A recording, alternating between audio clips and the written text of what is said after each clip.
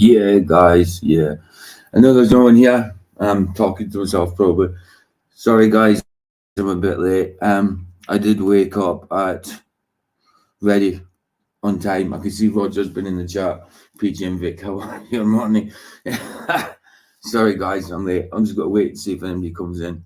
Because it'll obviously say I'm live. I know it doesn't say I'm due till 9 o'clock, but I'm still live at a minute, so I'll wait and see if anybody turns up. But in a minute. Nobody so far. So I know it says it probably say I'm heading for 9 o'clock, but I've gone on. Well, it was 8 o'clock. It was meant to be, but it's now 9. Oh, there he is. There he is.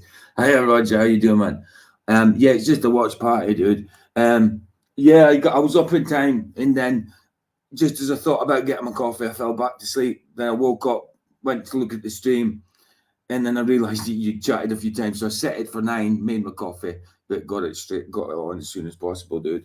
I'll put the link in if you want to come in, but like I say, it's just a watch party, dude. Let's put the link in anyway.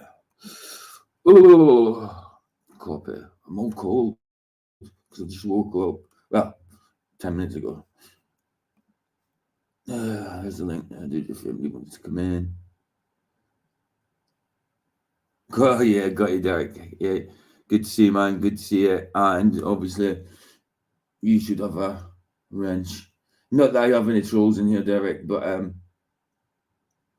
it's just in case. You know what I mean? Just to get you equipped. Every flat effort comes in and give a wrench, but just in case. You know what I mean? Because I do sometimes get them. I do sometimes get them. But yeah, no. Let me just give me a minute to set up, guys. Yeah, the link's at the top. Oh, actually, what did I put in the poll? Yeah, let's end that poll for now. Let's just end the poll. Yeah, so you can see everybody can see the thing. Right, so the StreamYard link's at the top if anybody wants to come in. Oh, goodness.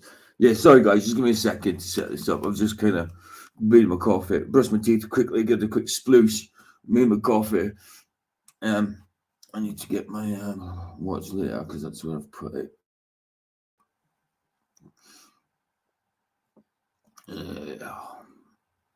All around up there, chaos. Up there. Sorry, I was really unorganized this morning. Not that I'm ever organized. Yeah. Come on, hurry up. Why do you always take so long when I want it to? When I want it to hurry up? I don't think machines listen to you anyway. Me telling it to hurry up, but yeah, you never know. Never know. Where you gone? Right, I'm just queuing up ready. Ah, there you are. There you are. Cool. Right. So present share screen. Hopefully, get to watch it.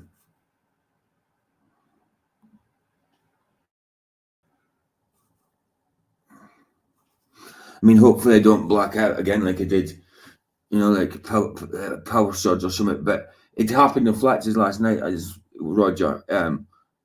It just went black, and when it blanked, and when I come back, it just went let me use the camera. But it did say my Chrome needed updating, so I wonder if it was anything to do with that. Now we've updated it. Let's see if it works any better. I don't know. It might have been to do with Chrome because it was Chrome I was on. You've never watched 1984? This is the black and white one, but obviously uh, Alan coloured it. Uh, I've seen this one, the black and white one, and I've seen the colour one by John Hart in it. I think it's John Hart's in it, and that's in the late 80s, early 90s. Hold on. And this one was made 1956. Let me see when the 80s the John Hart one was made.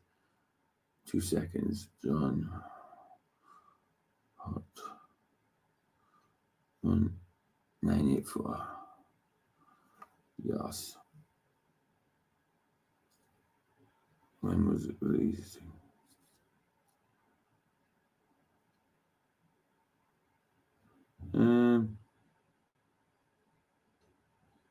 Yes, that one with John Hart. That's the one I'm looking for. Starring John Hart. Yes, well, just give me the blooming movie. I just want to know the year of it. Oh, I've put 1884. Yeah, know when he died.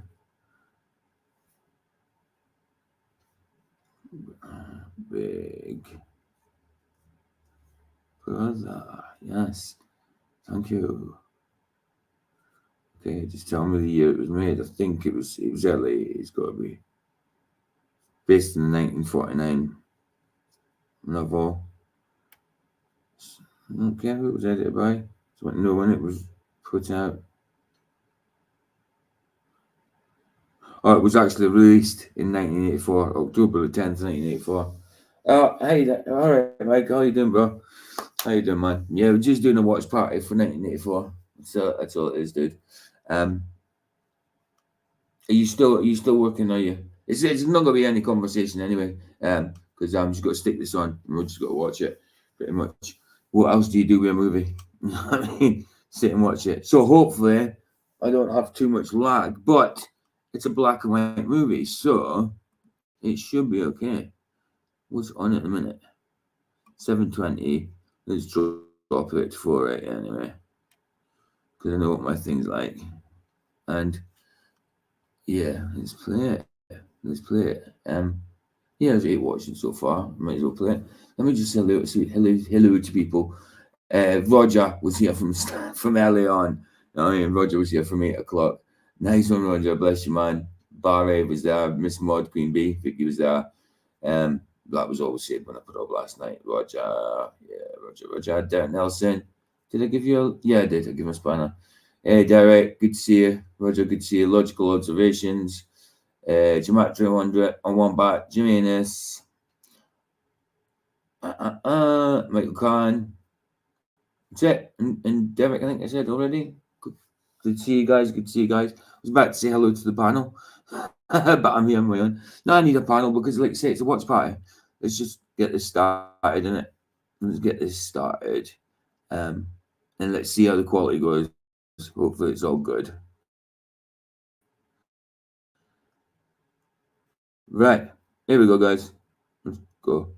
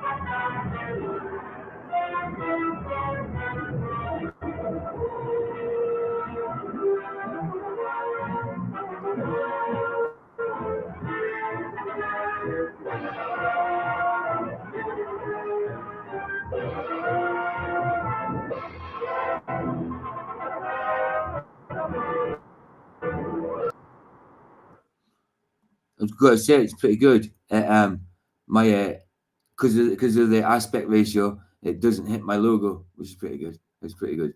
Can you guys still hear me, even though my avatar is not on the screen? I dare say you can. It's just the layout.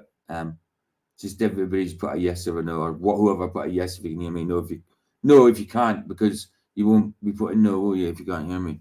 Right, here we go. Here we go again.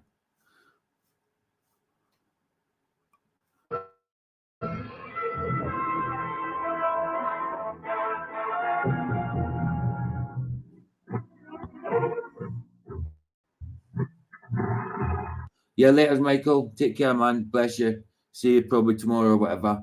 Yeah, I'm sure God will bless you for the hard work you do, man. Bless you, man. Nice one for turning up.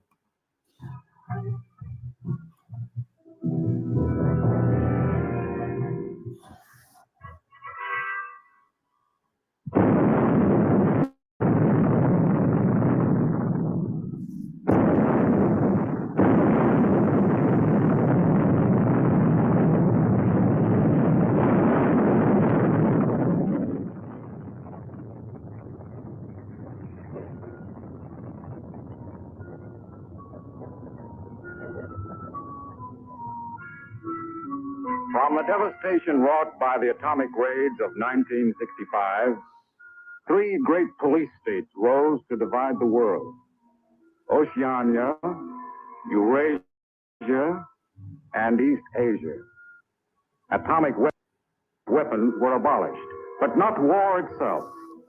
For only by maintaining the strain and tension of continual conflict could the ruling parties enforce absolute power. London, with its bomb-proof ministries, became capital of Airstrip Makes a 1, difference. a province of Oceania.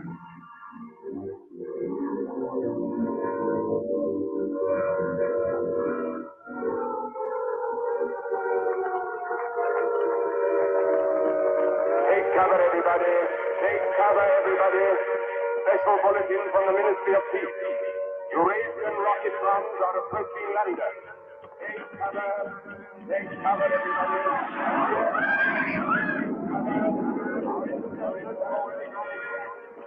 Take cover, everybody.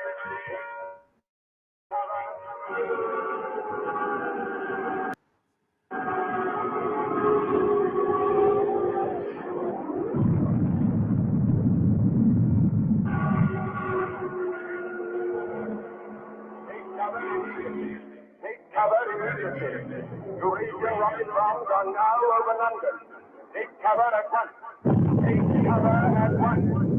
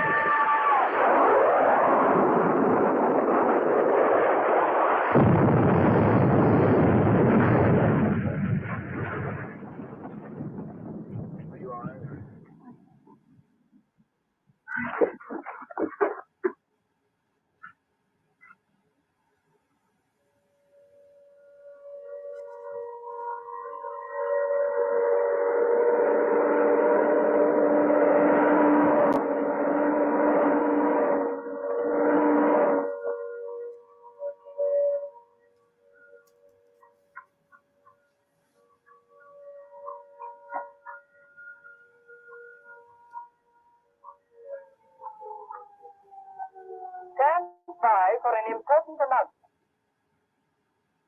The Ministry of Peace is happy to report that thanks to the vigilance of our gallant interceptors, no Eurasian rocket Is the sound okay on the film? bomb was able to reach targets of any importance. We continue now with our regular broadcast.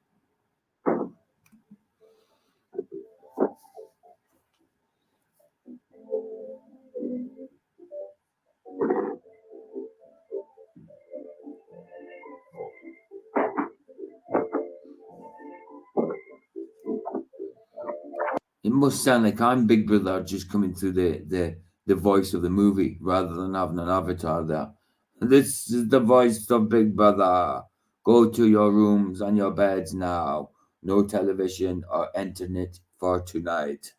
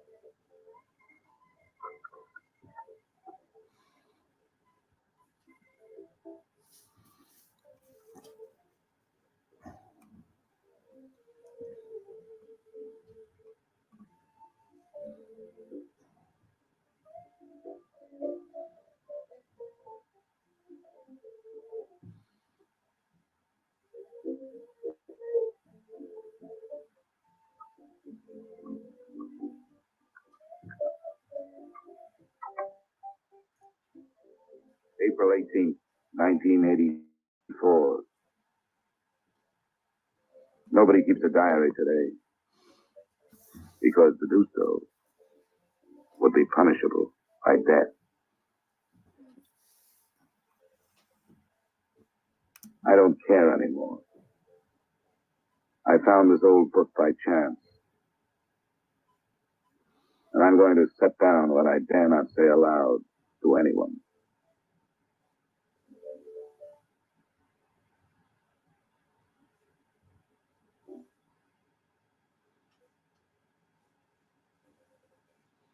I've seen that girl again. I'm sure she was following me. Perhaps they suspect me already. We interrupt this program for an important bulletin. The saboteurs Lewis and Siegel were caught a few minutes ago in the neighborhood of Victory Square and have already confessed their guilt. As he was arrested, Lewis was heard to shout in a loud voice, "Long live Big Brother!"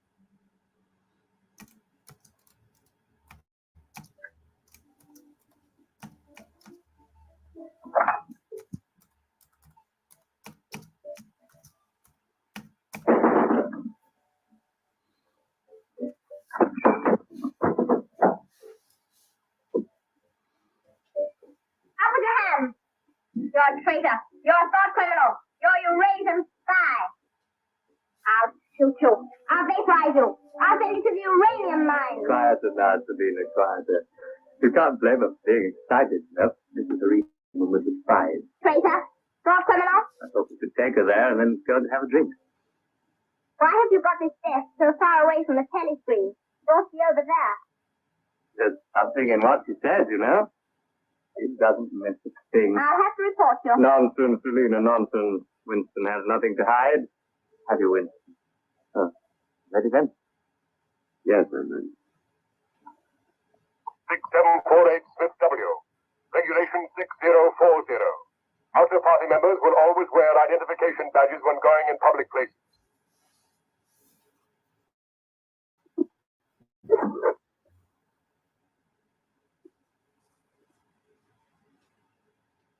And Smith, don't forget again. All right, I'm ready.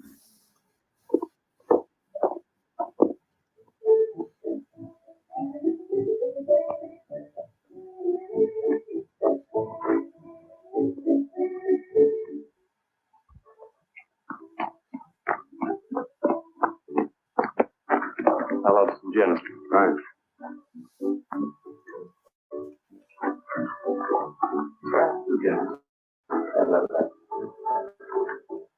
Suppose it does, Roger, like the old the 80s June, I suppose, a little bit.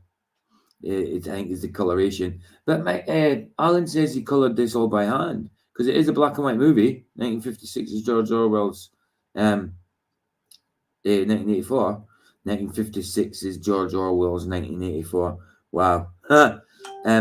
I've seen this one and I've seen the 80s one with John Hurt as well. Because this one was colour, I actually thought it was the 80s one, but it's obviously not. Which I knew that the other night, but I didn't know until the other night till I asked Alan. But yeah, apparently he coloured this frame by frame. That's crazy going. He did it during the job times.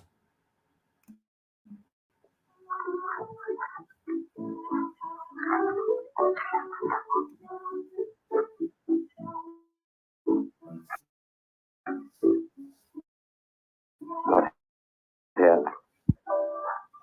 Over there. Didn't you recognize them? No. Jones and Rudd.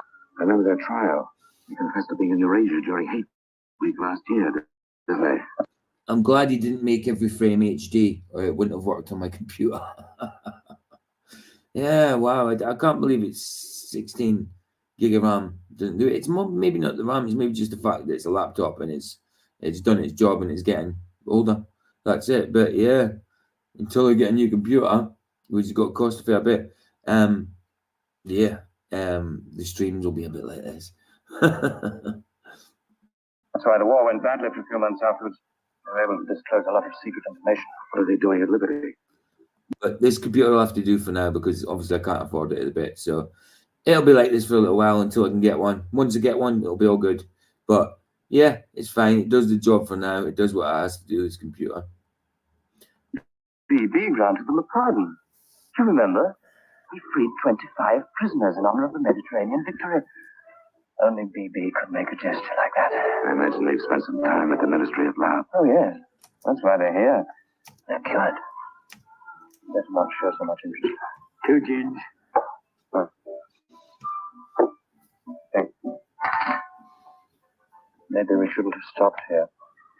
I get pretty uneasy when I'm near people who aren't healthy, if you know what I mean.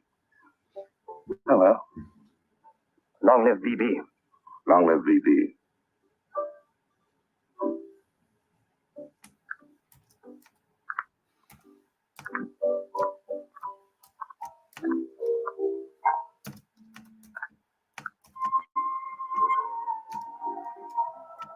Anything wrong?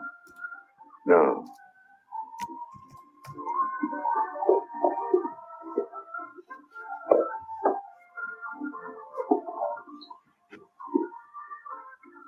Coffee, please. Looked at that girl as though he was scared. I dislike her. I don't know her. Yes, she works in the Ministry of Truth in the fiction department. They turn out books for the people. But you've never spoken to her. No, she watches me. That needn't bother you. I mean, even if she's a member of the Thought Police, you've got nothing to worry about. That's right. Something coming through.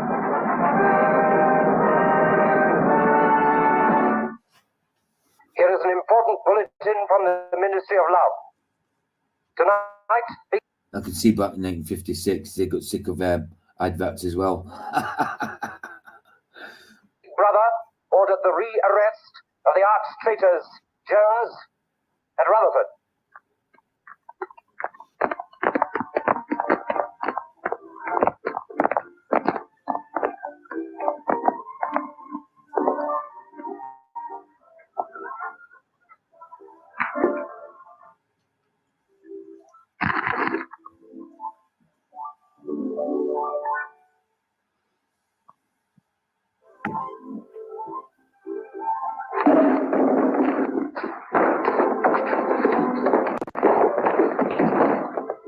Once a traitor, always a traitor.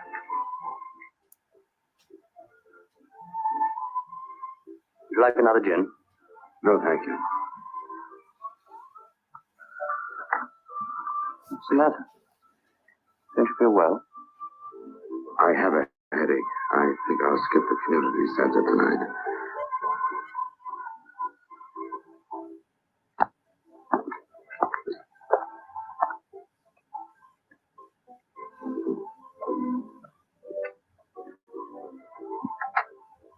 This week, the number of entrants in the Big Brother Victory Lottery has exceeded all previous records. And after deducting the usual percentage for the Bombed Areas Fund, the proceeds to be distributed as prizes are the greatest since the inception of this lottery. Here are the results, as they were drawn by the hand of Big Brother himself from the millions of numbers. The first prize, higher than ever before, goes to 634921. The second prize, also larger than in any previous week, goes to number 1346294.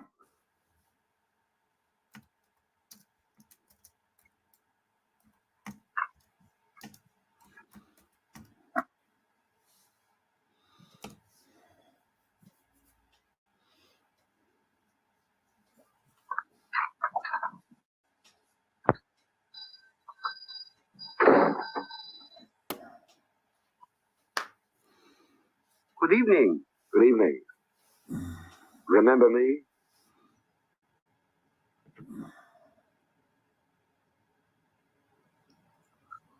You're the gentleman that bought that old diary. Yes. I was just passing by. I looked in. I was wondering if you might have anything else in which I'd be interested. Do you mind if I look around?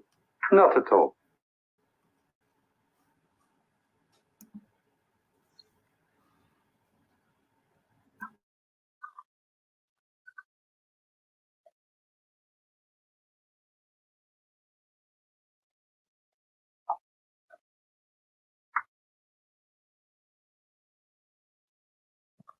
What is this? Oh, that coral, that is. That probably came from the Indian Ocean. Look. They used to embed it in glass like that. Oh, it must be 100 years old, or more. It's a beautiful thing. Yes, it is a beautiful thing. Not beauty as we understand it today, of course. It serves no useful purpose. But then, I'm an old man. How much is it? I could let you have it for 15 shillings. Have you change? Yes. Thank you. Oh, there's another room upstairs. There's not much in it, just a few pieces. Perhaps you would care to see it. Yes, I'd like to. I'll lead the way.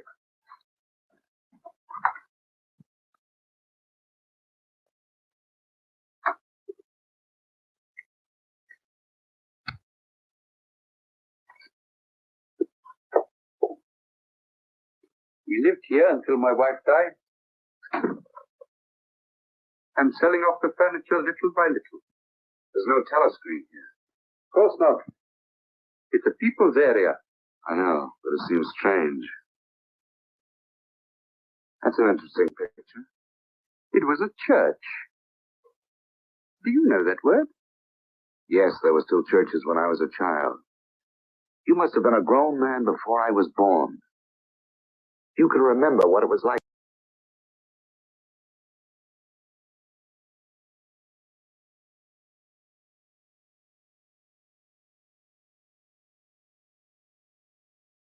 In the days before the revolution. Yes.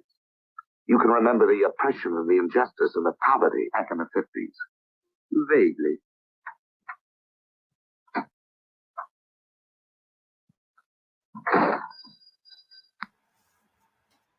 I'm keeping you from your other customers.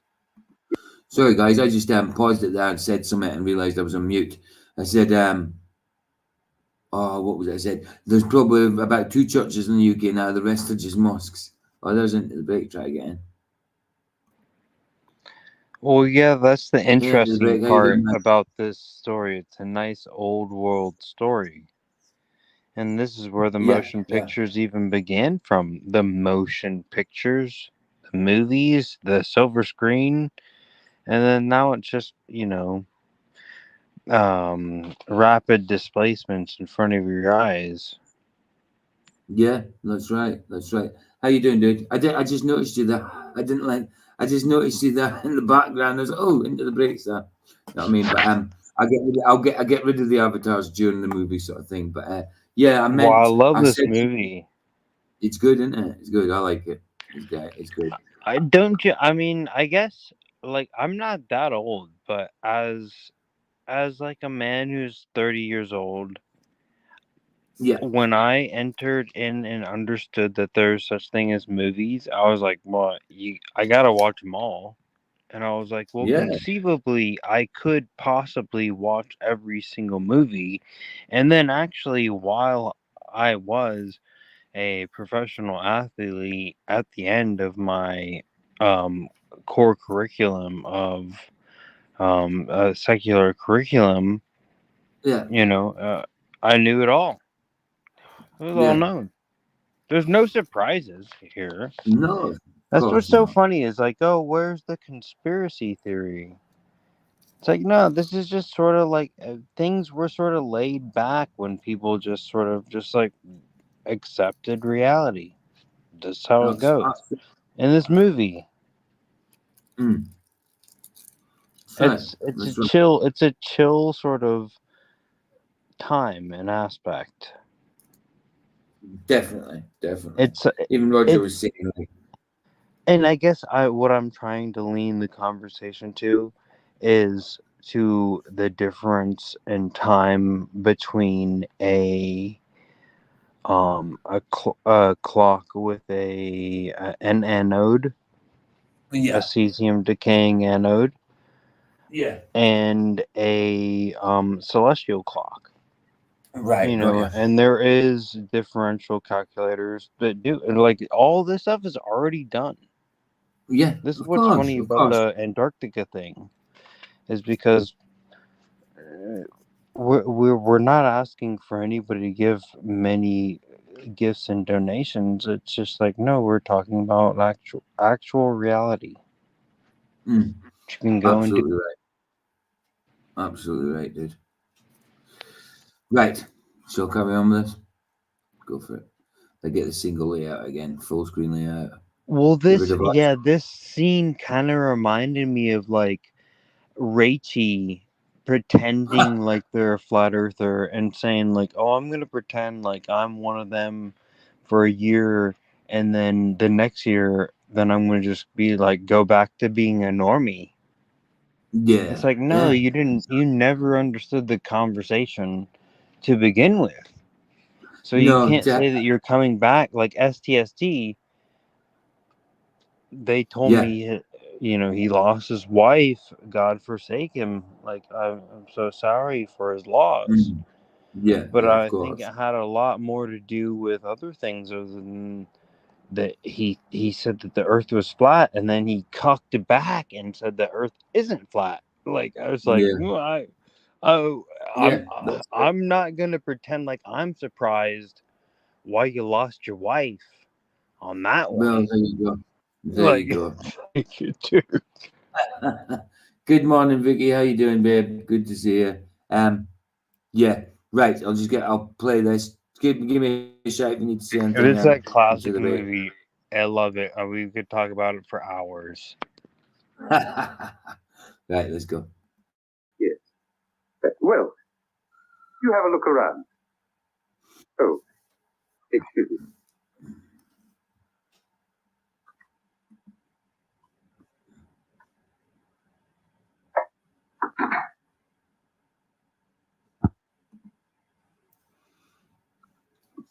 Good evening. Good evening. I saw some things in the window and wanted to have a closer look. Anything in particular? No. You seem to have some interesting things. I doubt if I have anything of interest to a young lady like yourself. I see. Do you have many customers? Alas, no. The antique business just about finished. Do many out-of-party members come here? Why should they?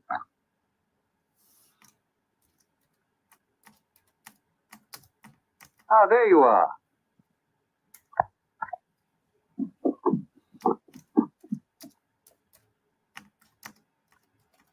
Your change. Thank you.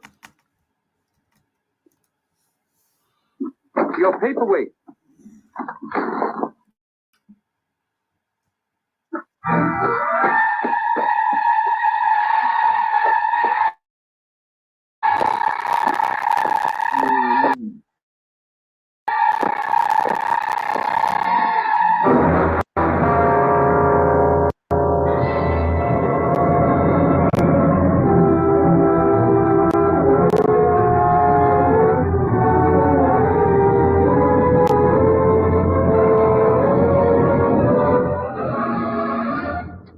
Who are you?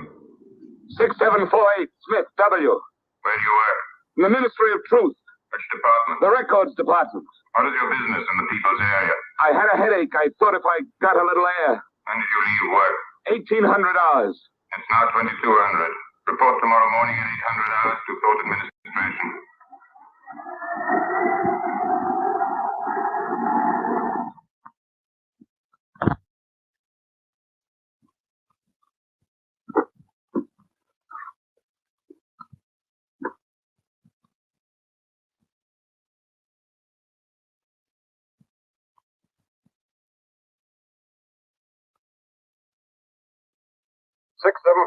Smith W.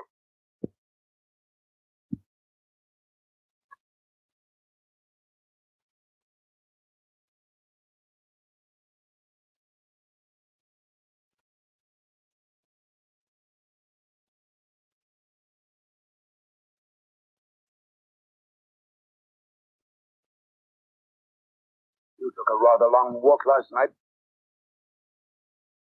Yes. Did it help your headache? I don't have one this morning. Have you been working too hard? I don't think so. You find your job at the records department too exacting. No.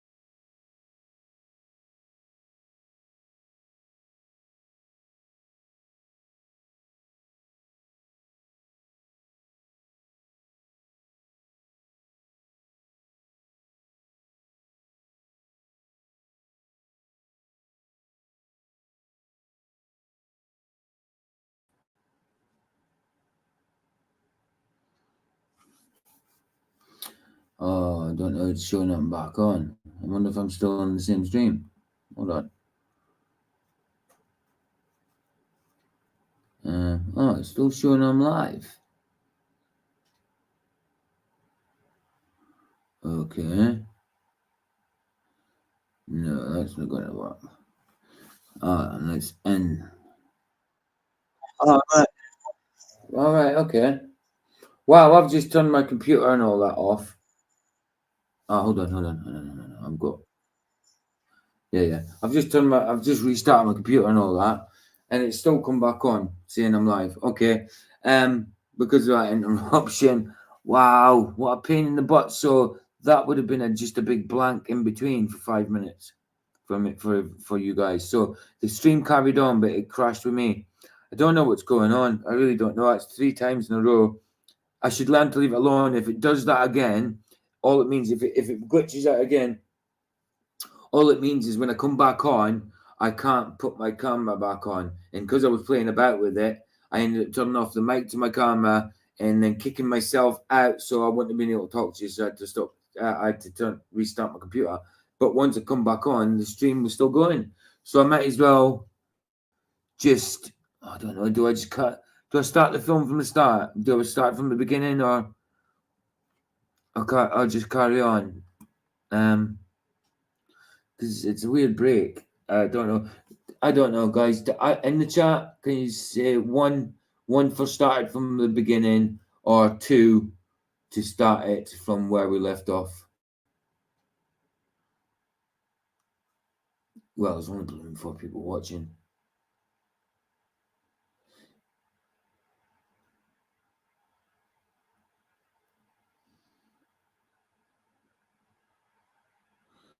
How about the last moment to come factory yesterday? Yeah, I know, dude. Ridiculous. Did you load the film? I don't know what that means. Oh, download. No, I didn't download it. No. It's just straight from Alan's thing. So no, if I download it, then I have to show my entire screen, and if I have participants in, then it echoes for some reason. I can't get that sussed out yet. Yeah, like I say, but if I download it, I don't know about downloading it.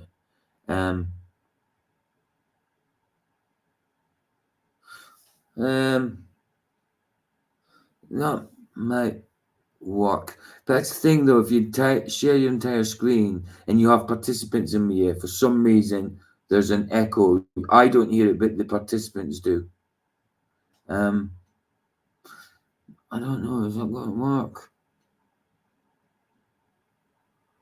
I don't know. Will it? I don't know. Let's try this way. Let's just carry on. If it glitches out again, I'll just leave my avatar off. The film will be fine. It's just me that glitches out. It's just me that I can't use my camera. It's fine. I'll just put it back on. Right. Sorry, guys. Just let me get this sorted again, because I ain't got it back up yet, because I restarted the computer. Next time I'll know for downloading to see if that works. But like I say, downloading, if you have participants and they talk, for some reason they hear echo. I don't, but they hear echo. YouTube doesn't hear it. It's just the people in chat that hears it. So yeah, maybe it's a thought for next time. Okay, sorry guys, I'm just setting this. I'm just getting my watch list and that back up.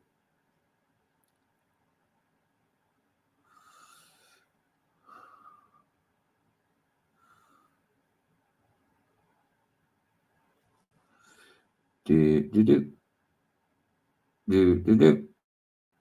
like I say, if it happens again, this time I won't bother about it. It's fine when it glitches out. It's fine. The only person it affects is me. It just means I can't turn my camera on. I have to restart my thing for the camera. I don't know why it's doing it. Really don't. I don't know if it's worth asking someone to have a look at it. Or just, well, it's saying getting a new one. It's hard to get a new one when you can't afford it. You know what I mean? Yeah, I'm stuck with this for the minute. I'm stuck with dealing with this for the minute. I don't know why it started to do that. It's like a power sword. It just goes blank. Everything's fine. It's just my screens go blank, and I'm like, oh, it's gone. But yous are fine. You still see it. Don't But no. But there we go. Let me just get it back up.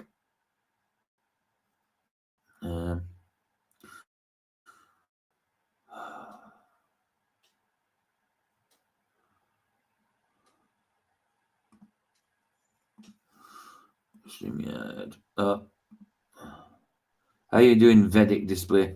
I take it as Roger. You guys? You got it. Yeah. No doubt. I thought I'd come see what you were up It's to. good. Yeah, dude. Yeah, It Flash did the Boy's same over thing here. again. That's 3 times. Yeah, it's done the same thing again where it goes blank on my side. It doesn't affect anybody else, but it stops me being able to use my camera. And when I tried to fix it, I booted myself out. Couldn't get. How come am I coming through in your thing? Am I coming through in your thing? Why am I hearing myself?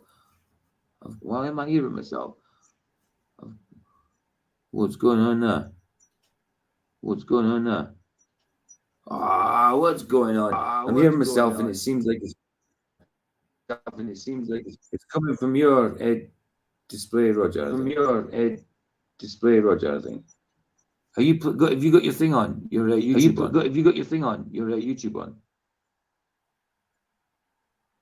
Oh, what on earth is going on? Hello?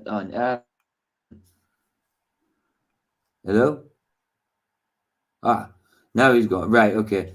Right, I think it was not my problem that time. Didn't know what was happening there. It's like my voice was coming through Roger's, but plainly. Right. Hello? Hello? I think booted me out. Yeah, I did it. Well, to begin with, my voice was coming through your avatar. What on earth is going on? Craziness.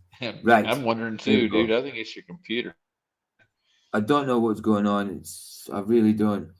Thing is, dude, I can't afford a new one right now, so I have to deal with it. It's got to be a while before I can get a new one. You know what I mean? And we was looking at the prices of them last night, and even on my birthday, I think it's got to be hard to afford it. So, yeah, I've got to have to deal with this one for now. I'm just going to have to be a bit more gentle with it. Or ask people. Hey, PJ, when's your birthday? My birthday is July, a couple of months away. About 2 months away. 7th of July. Month away. Yeah, exactly. 1 month. Oh, it's month June away. now. Yeah, it's actually 7th of July. Yesterday. I was born 7/7/70. No, 7th of July. So yeah, it's about a month, exactly a month away. Sorry, bro. Birthday. Yesterday was my birthday. I turned 54. Oh, was it? Happy birthday, dude. Happy birthday, man. Yeah, I'll be 48. I'll be 48 on my next birthday. I'm a grandpa now. I got 2 grandkids. Yeah, I'm not a granddad yet, not that I know of. Well, I know I'm not, because I'm sure I would have seen if my daughter had a kid. Because my son's not. He's just turned old enough, but he hasn't got any partners yet. He suffers a lot with his autism, so yeah, he won't be in that situation for a while. Right, let's get this sorted. Yes, I was born in all the I was born in all the 6s, so I was all the 7s with a 6 at the end. I was 7/7/76. You know what I mean? Yeah. But yeah. Jeez. Oh yeah, my first birthday, all the 7s. That was great. Not that I remember it. Yeah. There we go. And Wombat seems to be a little upset. He wants the movie back on. Who's that? It reminds me of so many other. It reminds me of so many other movies, dude. Oh yeah, absolutely. Right, let's get rid of our avatars so that they can have the movie can have its whole layout to itself. Full layout.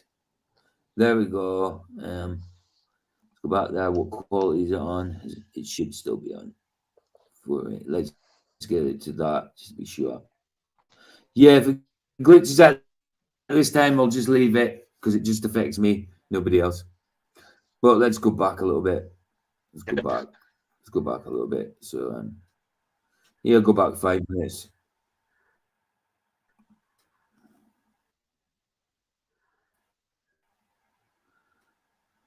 Right. Thanks, Right, Vic. I'll go from there. We'll go from there.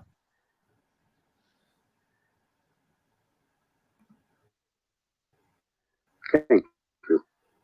Oh, No. there's not much in it. Just a few pieces. Perhaps you would care to see it. Yes, I'd like to. I'll lead the way.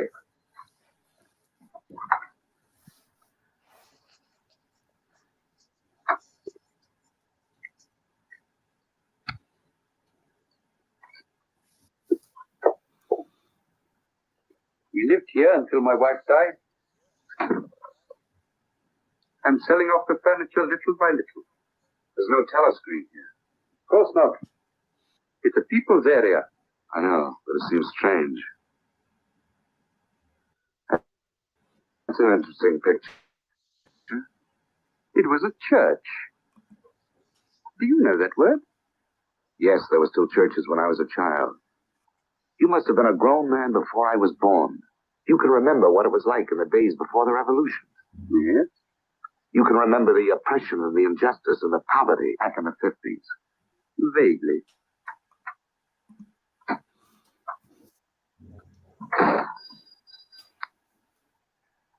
I'm keeping you from your other customers.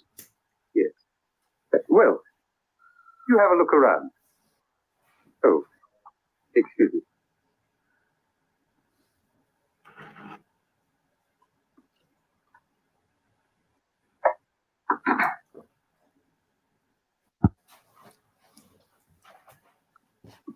Good evening. Good evening. I saw some things in the window and wanted to have a closer look. Anything in particular? No. You seem to have some interesting things. I doubt if I have anything of interest to a young lady like yourself. Yes. Do you have many customers? Alas, no. The antique business just about finished. Do many out-of-party members come here? Why should they?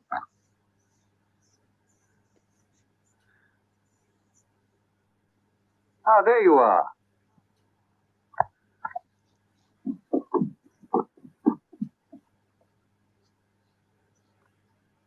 Your change. Thank you. Your paperweight.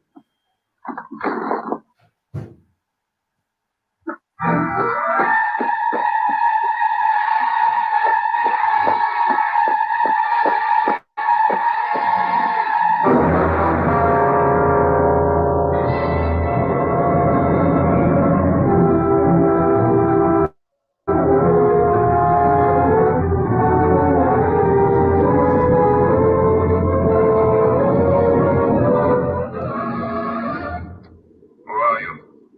6748 Smith W. Where do you work? In the Ministry of Truth. Which department? I'm not a number. I'm a free man. Used to like that as well. The Prisoner. That was a good program. That was a good 60s program. That one. Liked it. Loved it. The Records Department. What is your business in the people's area? I had a headache. I thought if I got a little air. When did you leave work? 1,800 hours. It's now 2200. Report tomorrow morning at 800 hours to Port Administration.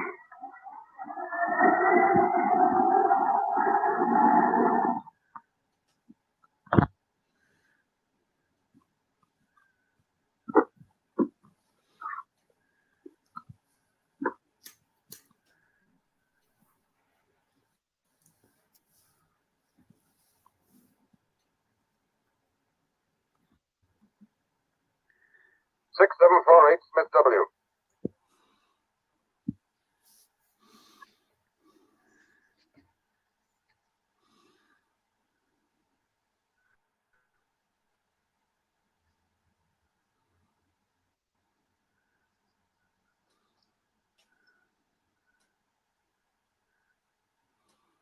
You took a rather long walk last night. Yes. Did it help your headache? I don't have one this morning. Have you been working too hard? I don't think so. You find your job at the Records Department too exacting. No. What do you do, Smith? I revise history. That's an unfortunate way of putting it. What you actually do is to rectify speeches and wrongly reported incidents, isn't it? Yes. Shows how great the need is for establishing news speak as the official language as soon as possible. When the new dictionary is issued, there'll be less danger of calling things by their wrong names. Did you visit any of the shops in the... So going on about new dictionaries there, so people can't call things the wrong things. That's what we need nowadays, isn't it? You know what I mean? With our new meanings, definitions for things like level and that, they just stick the new meanings in there as an afterthought. You know, like level now means, you know what I mean, it can curve round as long as it's parallel to the curvature of the earth, which is ridiculous because one part of it is higher or lower than another part of it. All parts of it are lower than the other part. It's just ridiculous. If it's just strictly curved earth, that's the way it works. Exactly. It's just stupid. Yeah. So, I mean, this type of thing is happening. It might not be displayed, it might not be portrayed in this fashion, but this is what's happening already. You know, it's been happening for ages. Oh, yeah. They did it back in the 1800s, too, didn't they? Yeah. I mean, I dare say that's where George Orwell got his idea from. You know? No. Did you speak to anyone? No. Did you see any other member of the outer party on your walk? No. You know the party disapproves of its members mixing with the people? Yes. Consider that unreasonable? No. 6748, you're a member of a privileged class, expected to accept restrictions as well as privileges. I had hoped we might be able to deal with this matter here in your own ministry. Your explanations are inadequate. This report will be forwarded to the Ministry of Love for further action. I think we can deal with it here. You're warned to pay strict attention to the regulations in the future. You can return to your department.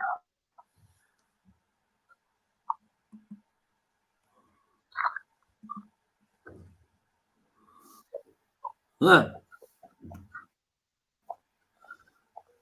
Well, look at that there, 1956 it was made, and this is the kind of shots you're getting nowadays, obviously in a better definition, but yeah, this looks retro, but back then this would have looked futuristic. Now it looks retro. Oh, yeah. Number 424B.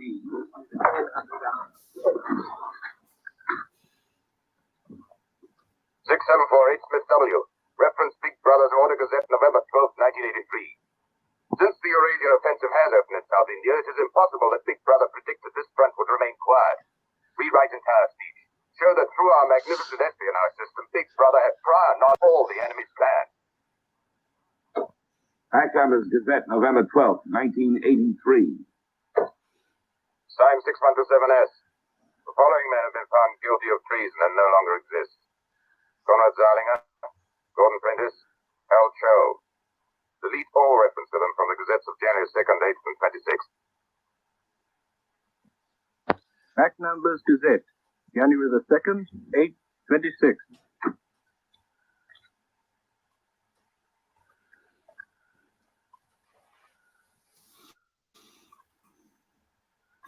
Oh yeah, by the way, Vicky's got a new avatar. It does look pretty cool. Dislord made it for her. I just seen the comments in that, and it's a cool avatar, like cool avatar. Yeah.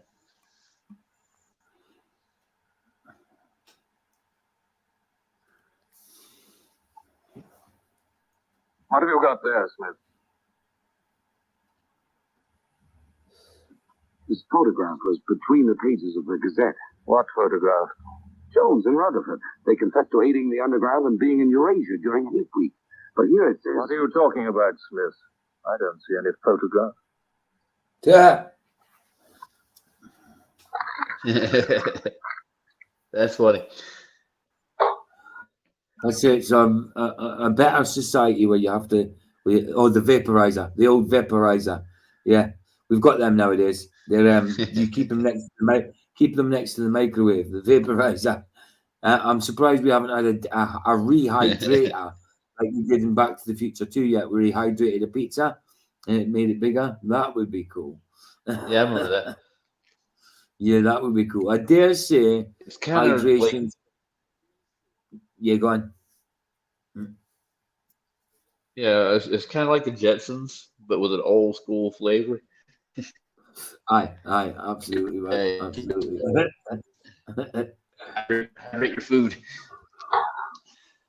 Yeah. No photograph of the traitors Jones and Rutherford exists, does it? No. The system is not perfect. Sometimes there are errors. Attention, comrades. Take your places for the 2-minute haste.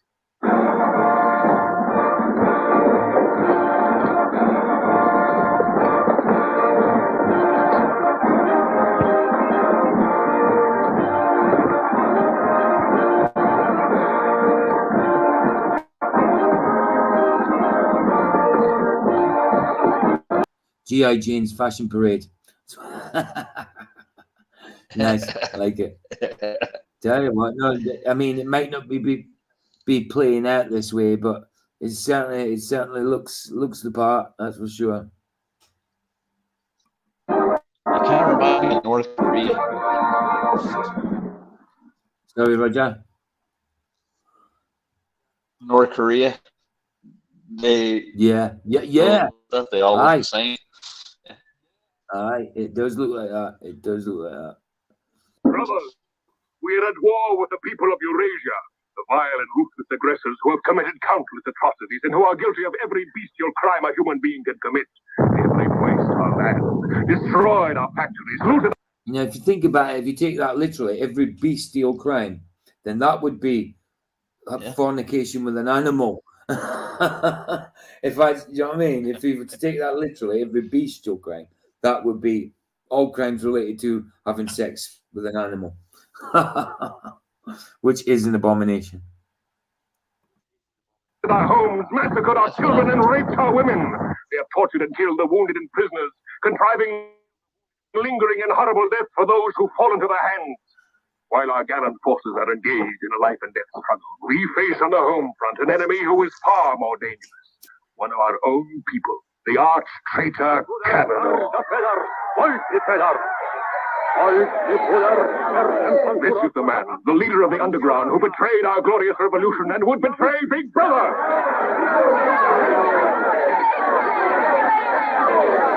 A man whose agents sabotage our glorious 9-year plan, who retards our progress and tells our military secrets to the enemy. Jamatra says Trump. Yeah. All politicians. That was a good All one. politicians. Yeah.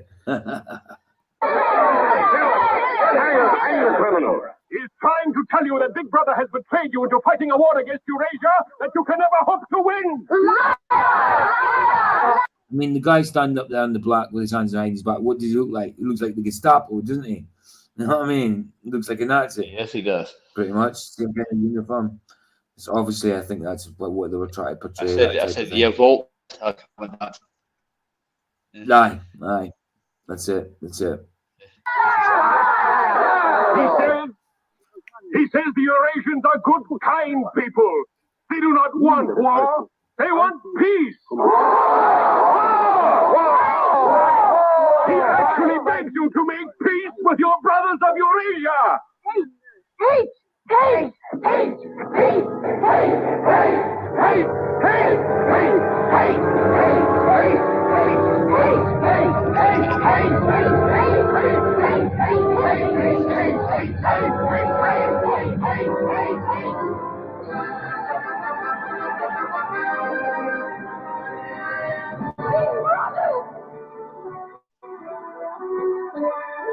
Long live Big Brother!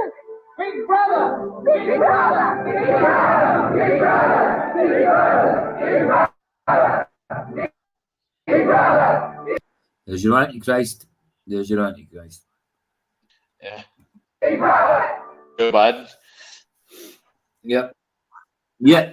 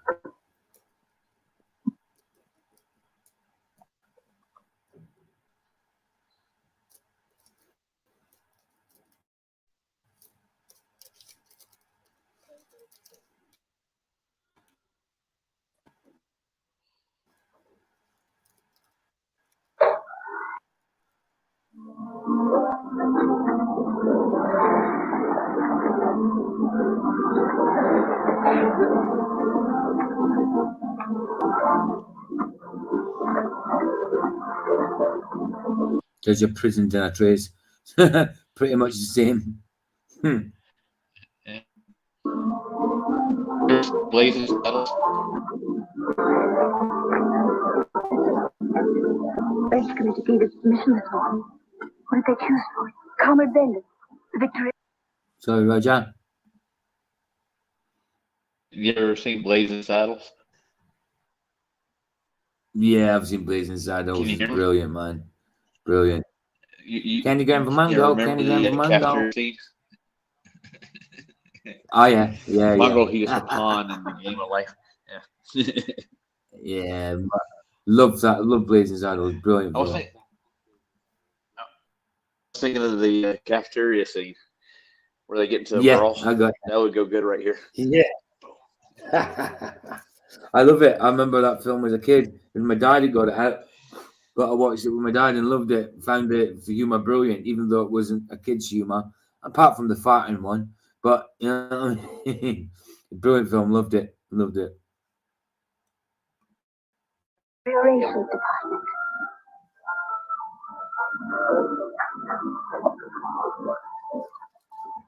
Oh. Of course, politically, he's perfect. If our medical grades match, they're arranging meeting next week.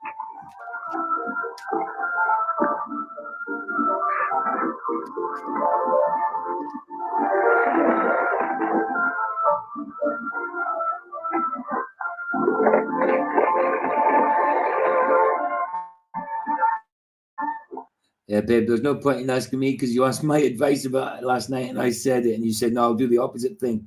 So I think what you do is ask my for my advice and just take the opposite. Why not, eh?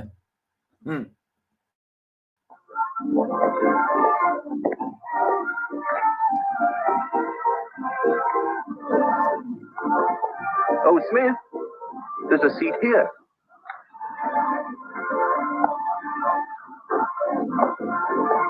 Smith, you haven't given me your contribution. Which one is that? The Hate Week. Oh, just a minute. We're making an all-out effort, going to put on a tremendous show. Now, who else hasn't paid? Oh, Syme here.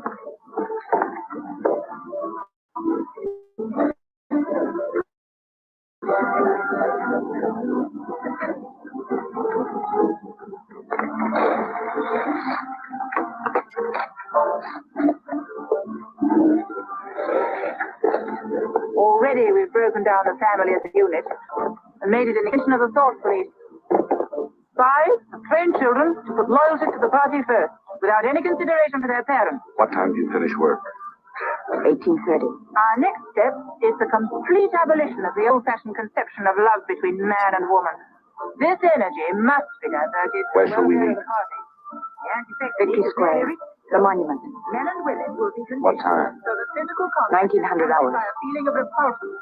Within 100 years from now, the sexual impulse will exist only as a symbol of duty towards the party.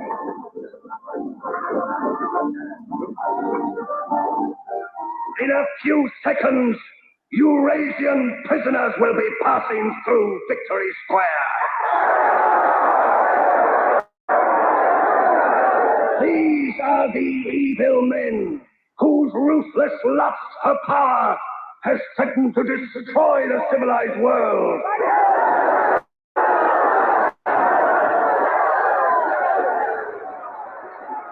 Evil men who preferred war, but already they are beginning to learn the mistake they have made as they encounter the might of Oceania.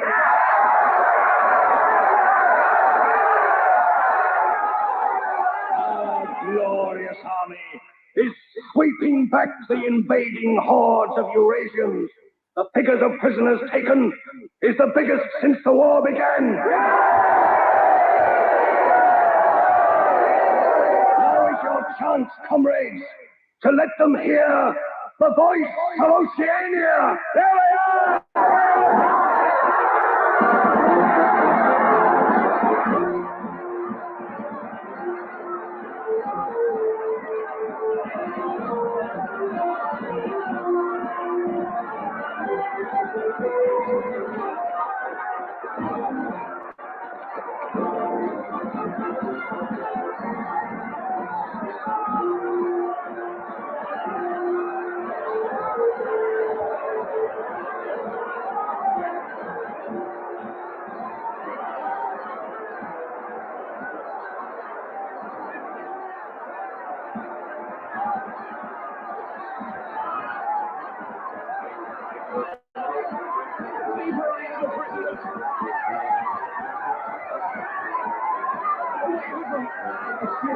Smith, the prisoner, down with the papers! Down with the prisoners! Vaporize! Down with them! Kill them! Kill them! Can you hear me? Sunday afternoon. Go to South Meadow from Central Station.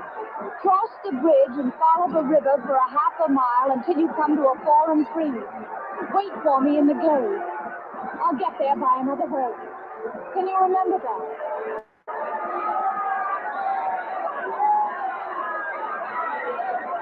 Reservation.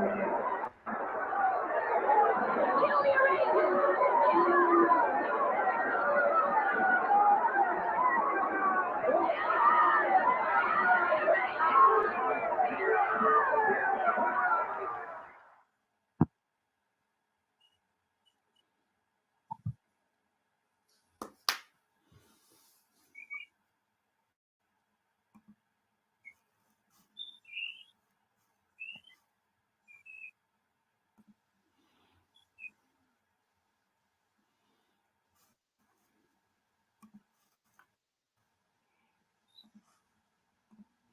What is that?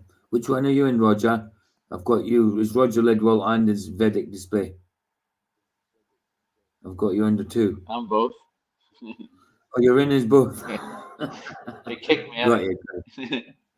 Got you. I did. Yeah, it does that. Duality. So right, I need to let's get the layout back to normal. There we go. It's just disappeared. Go.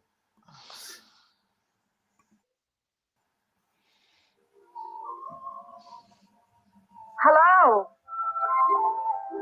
Yes, sometimes if you're kicked out and I don't see you straight away, it's because I'm on the actual page with the movie rather than in the StreamYard. I have to keep flicking back.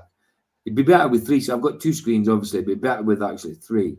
But you know what I mean? The room for 3 screens at the minute, no.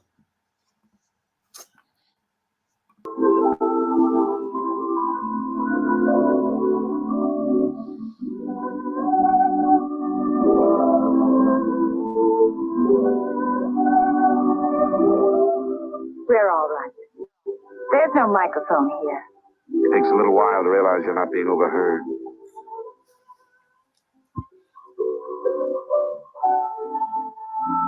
All watched. We can look at each other now and not be afraid.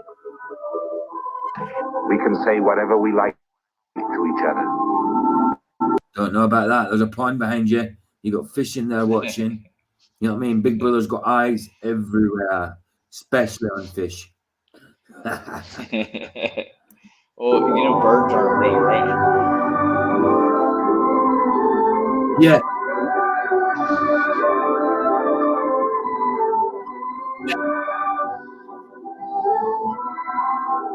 We can even touch each other. If we want to.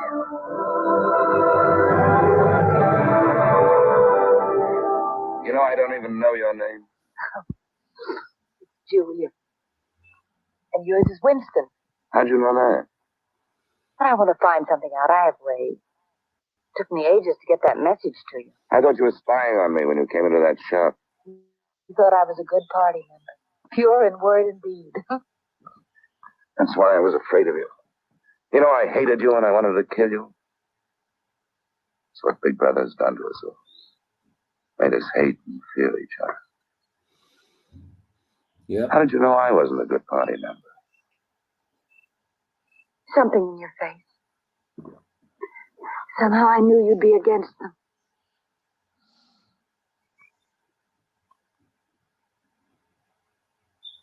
It'll be safe here once or twice again. Then we'll have to go somewhere else. Eventually they'll find us out. I won't let you take that risk from me. I'm not doing it for you.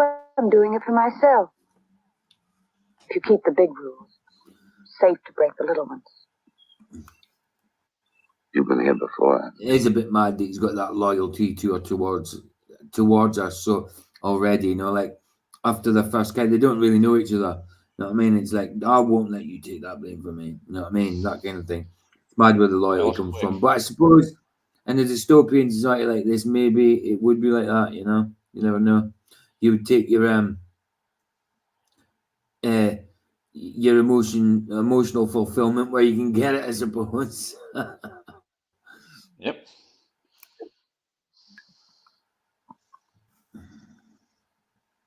Yes.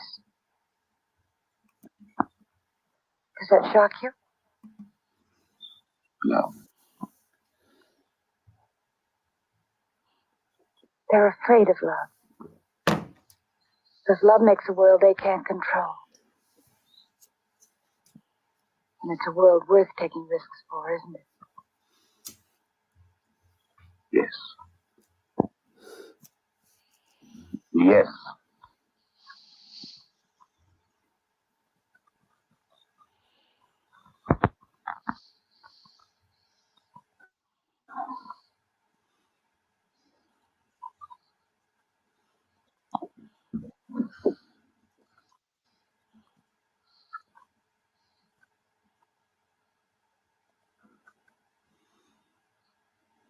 It's more than 2 weeks since we have been able to meet, except for a few moments in a crowd or near a telescreen.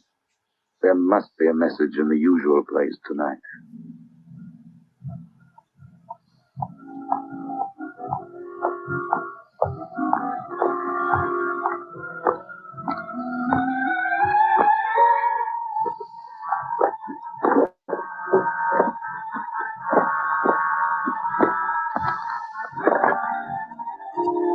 Just thinking about it, if Alan coloured these individual frames, it must have took him the whole 2 years to do it. I mean, that's an hour and a half. I mean, I know they haven't got a frame rate like we have now, but still, every single frame. I mean, there's only so much you can do to a black and white, I suppose, especially when you're doing it at home.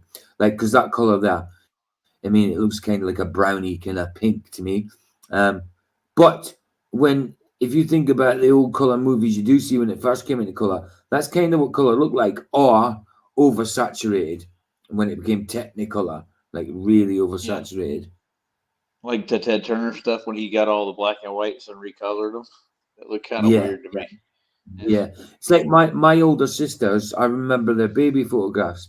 Their baby photographs when I seen them was like color photographs. And I looked at them, and it wasn't. It was a black and white photograph, but then they'd colored over the top of it, and it looked really good considering. But the only reason I noticed it was the eyelashes. I noticed the eyelashes were painted. The rest of it wasn't over the lines at all, but the eyelashes, I could see that they'd been painted. So they were black and white photos touched up to look color, and they're really good. Yeah. It's almost like painting over a negative, right? Aye, absolutely, definitely.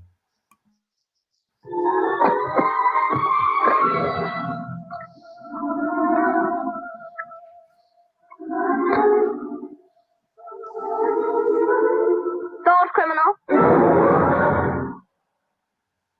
Dum dum dum. Yeah. Hello, Selina. I didn't hear you coming. You weren't meant to.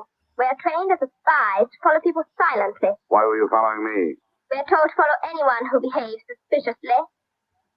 What was suspicious about my behavior? It's suspicious coming here. I was working in my room on an article for Newspeak. A page blew out the window. I saw it flutter down here, and I came to try to find it. I saw you pick up something. I dropped my cigarettes, that's all. It's dark now. I'll have to look on my way to work tomorrow. Are you coming, Selina? You imagine nowadays, you wouldn't hear that. You probably wouldn't hear that in a movie now. You probably hear, I dropped my vape pen. You know, cigarettes. I mean, I smoke cigarettes, hand-rolled ones, but, well, generally just joints. But when I haven't got that, I smoke cigarettes. And it's just weird. It's still weird to hear that youngsters now smoke vape pens rather than cigarettes. Me, it was cigarettes when we were young. Oh, yeah. My dad as well. I mean, he was born in 1936. And he started smoking at 8-year-old. You know, it must have been what you did to be naughty when you were a kid. Throw stones at street lamps and smoke at 8-year-old. I mean, that's crazy. There you go.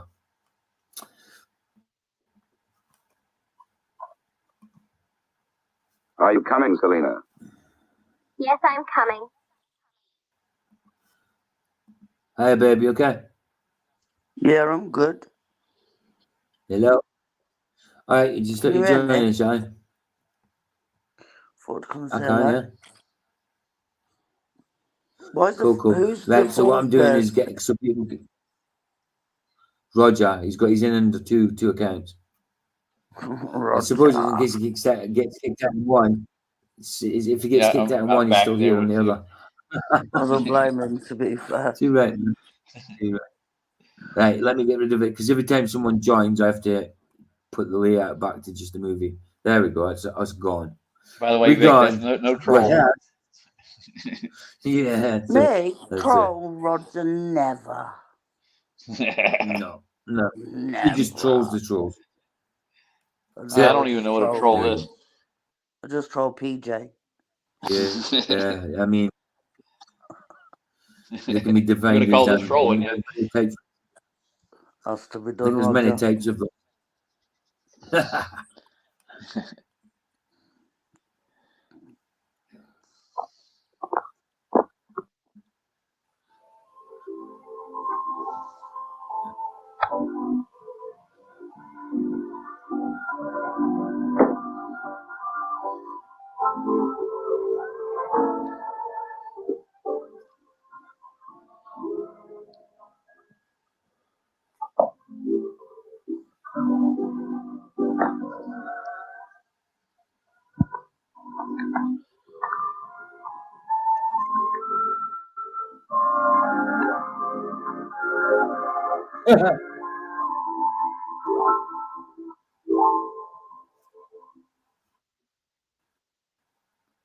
It's weird, because in the UK, cigarette packets, we don't really have them floppy cigarette packets that just tear at the top. We have the flip lids sort of thing. Vicky just went again. Is that Vicky? Vicky just went and got kicked out. Yeah, we have the flip lids. And it's not unless you buy like a duty free, like Marlboro or something like that, that you see the just the foil tops that you rip off rather than the flip lids. It's still them soft packets of cigarettes are still quite new to us. In general, we have like the lids that just fold over. But yeah. I remember those. Yeah, cool. Yeah, it kicked you out there, babe, didn't it? No, I kicked myself out. Oh, why? Because normally in StreamYard, when I go on it, it takes me into my app. But it hasn't. So I went to go in comments on YouTube and it just booted me out. So. Oh, right, yeah. But normally I can do both. Yeah. Next time I'll try downloading the film. I mean, I'm going to try it next time. I'll download it after this and see if it works any better. But the only thing with sharing it, with downloading, to share the sound, because it doesn't appear in a tab. It doesn't come in a tab, so you can't share it in the tab. You have to share it as the whole screen. You can share it as a window, but then you can't share sound. So you have to share it as the whole entire screen. And when you do that, it's fine for the YouTube side. You don't hear any echo. But if there's any participants in, I don't hear the echo. It's just the participants that hear the echo. The host doesn't. But it's like you talk and then you talk again, sort of thing. So yeah, I could try that next time. But if it works, fine, that's better. But if you go to talk, you hear yourself. That's the only problem with it. Like I say, it doesn't show that on YouTube, but I don't know how Flats gets away with it because Michael does it as well. Like if you share your entire screen, the participants hear some kind of echo, unless I don't know, you wear headphones or whatever, and I don't do that. But Flats, for some reason, he can share his entire screen and he doesn't get that echo. I don't know why. He used to, but now he doesn't. There must be some setting somewhere. I don't know. You can also mute the site you're on, but then you can't hear your participants. It's just there's a catch somewhere, so it's always better to like share through a tab. But I'll try it next time. If I'm in my own, there's no harm in just sharing my full screen because then there's nobody to talk to and I'm not going to hear any echo. That's fine. So I'll try that if I'm ever in my own. I'm gonna have to try it by downloading and see if it does work better. But we'll see. You don't have the same setup like Nathan has, right? Like who has? He's got his amplifiers in it. It's wired into a sound system.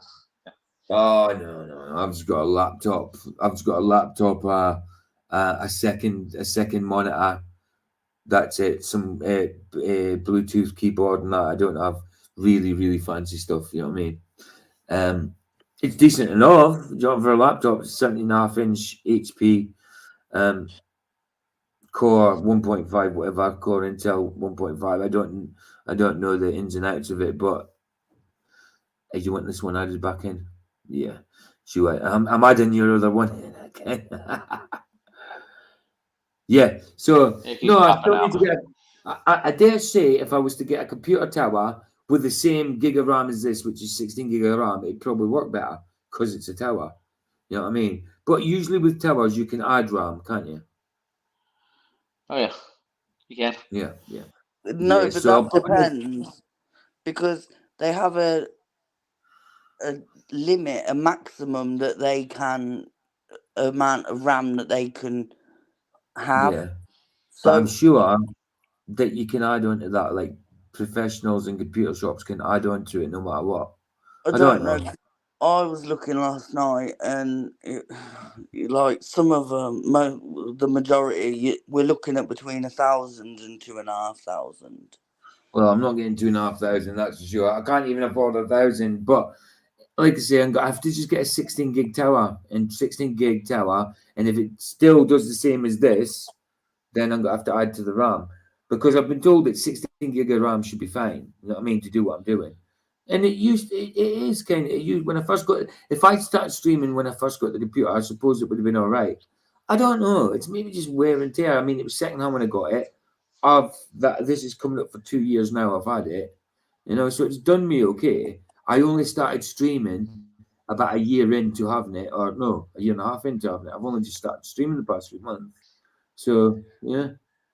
Back in the day, I used to build my own towers, and yeah. You get the right motherboard, you can add as much RAM as you want. Your processors are easy to replace. Yeah, it's cheaper if you build them yourself. If you know somebody who can get you the, of course, you got a computer guy. I had a computer guy back in the day. His name was Dr. Dan. Yeah, I want to just get a computer that you can build on top of, just in case I need to. But I don't know much about computers. That's the thing. So I've just got to watch out who I'm going to because I could get ripped. You know what I mean? Especially if you don't know what you're talking about. I just know that I need the more RAM, the better. You know what I mean? Yeah, that's it. Right, guys, I'm going to go to the toilet, so I'll leave this on play while I go to the toilet. All right. It is now 22:30 hours. Power must be conserved for our victory effort. All lights will be extinguished. Good night, comrade. Tomorrow, your work for the party must be better than today. Remember, even in your sleep, Big Brother is watching you. Big Brother is watching you.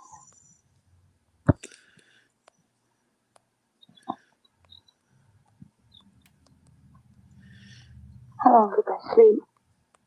I don't know. I was dozing myself. We'll have to be leaving soon.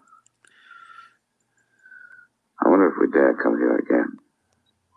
I think we're safe for another Sunday.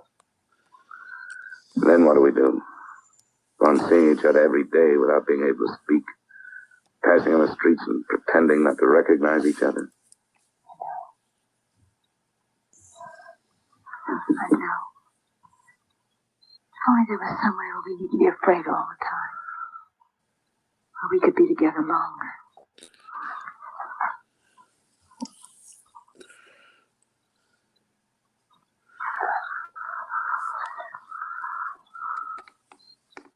Julia, there is somewhere. That old shop. There's a room above it where no one lives. And there's no telescreen. I believe I could rent that room. The old man in the shop would have to know. Anytime he wanted, he could report us. I don't think he would. I've talked with him. He's only interested in his antiques. Renting the room would give him a little money so he wouldn't have to sell all his treasures. You saw him yourself. Sooner or later, we'll have to trust someone. I'm going to do it.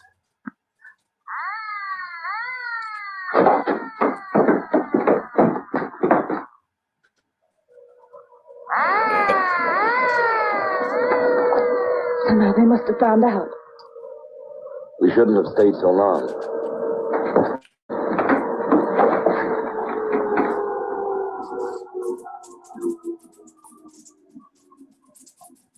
No use, it's too late.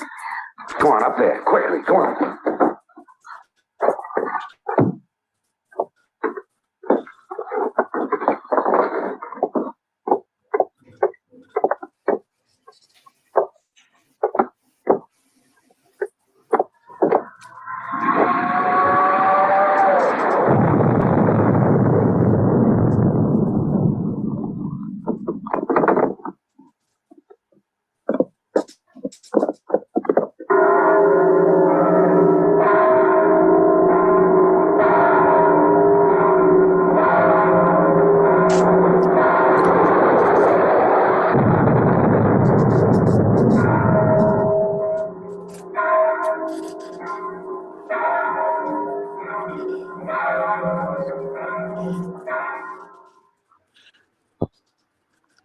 The room over the junk shop has become a world of our own, where for a time we can forget Big Brother. Another Sunday tomorrow. She said she would be there.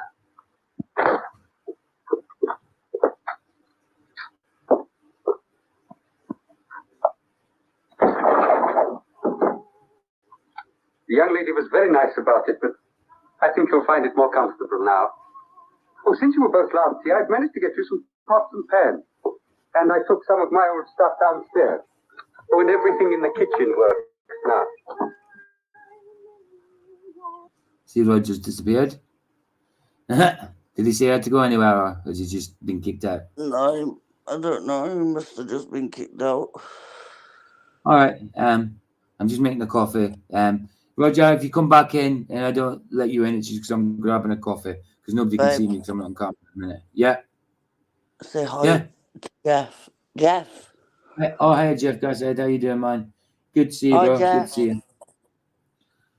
Right, I've got to put it in play. I'm just got to grab my coffee, babe. I'll be 2 seconds. All right.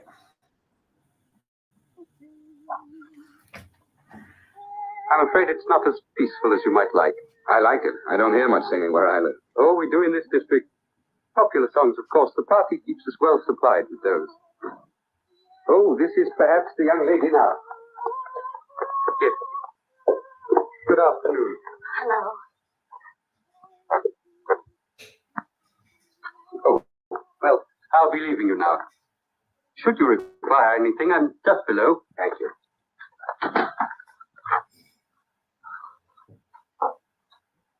You're late. What happened to you? The anti-sex meeting went on forever. I thought those silly women would never stop talking. Then I had to pick up some things. I was afraid something might keep you from getting here. You worry too much. Look what I have. Coffee. Real coffee. Real sugar. So how did you manage it? It's all inner party stuff. They have everything. Yes, but where did you get it? A friend. A friend? A girlfriend. What else do you have in there? You'll see. I'll make some coffee. Huh.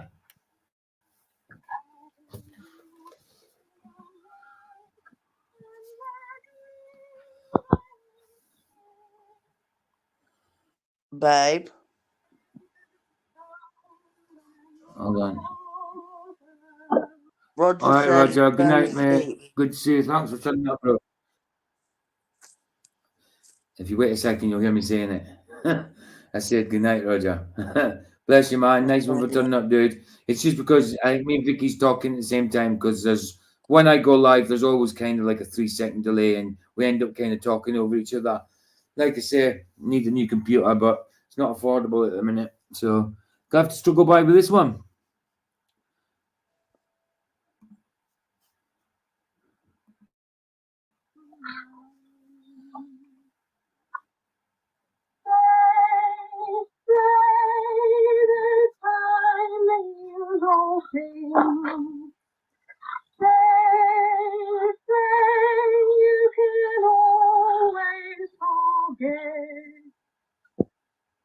Julia, you hear that woman singing? I like that. I believe believe it's people like her who will one day overthrow Big Brother and all he stands for.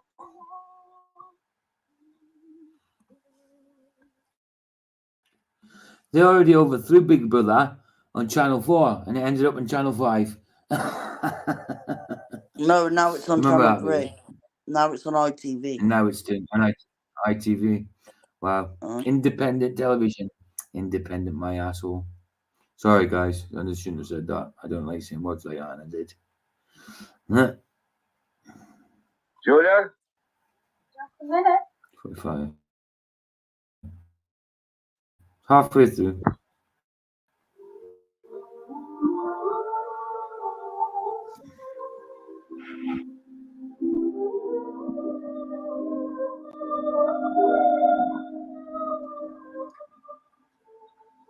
Oh, wow.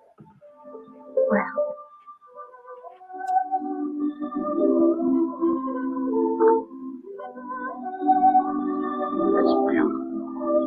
You're beautiful.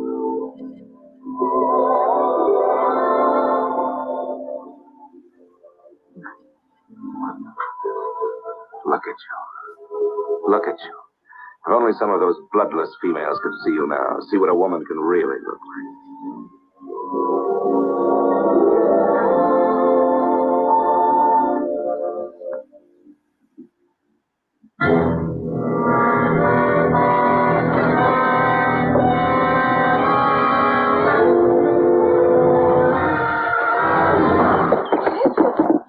A rat.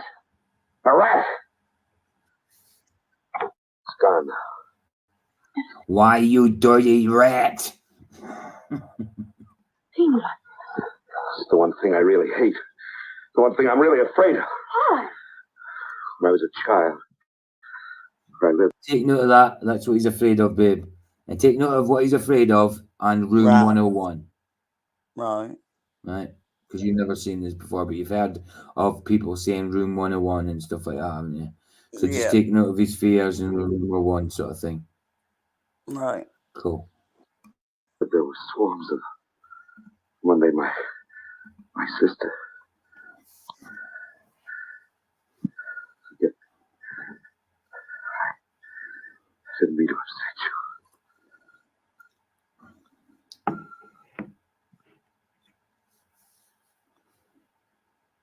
I'll make some coffee. Yes.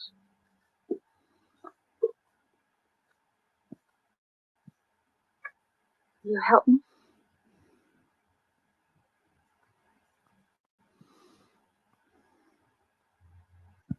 Yes.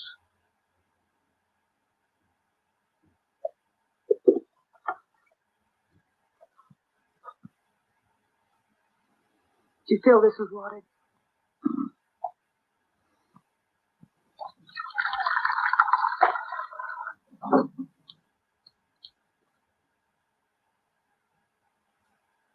I'm sorry. Put the sugar in the bowl.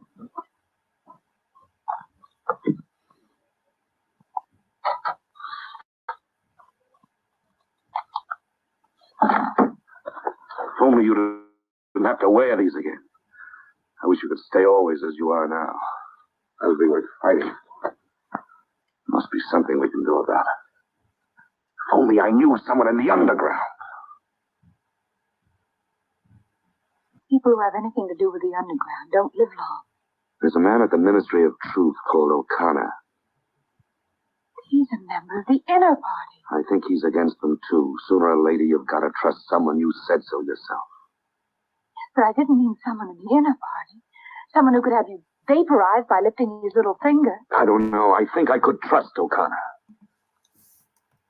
The only people we can trust are ourselves. Do you remember Jones and Rutherford? They were accused of being in Eurasia during Hate Week last year. Well, they weren't. They were right here, being honored by Big Brother. Some weeks ago, I found a newspaper photograph. O'Connor saw me with it. And he didn't report you? If he had, I wouldn't be here. There was a little scrap of evidence out of the past that they'd forgotten to destroy, and I had it right in my hand. Darling, you can't fight them alone. If there is an underground, if it isn't another of their inventions to keep people hysterical, I want to be part of it. One of these days, I'm going to let O'Connor know how I feel. Please. Don't worry, I won't do anything stupid. I'll wait till he gives me some sort of signal. Something that lets me know.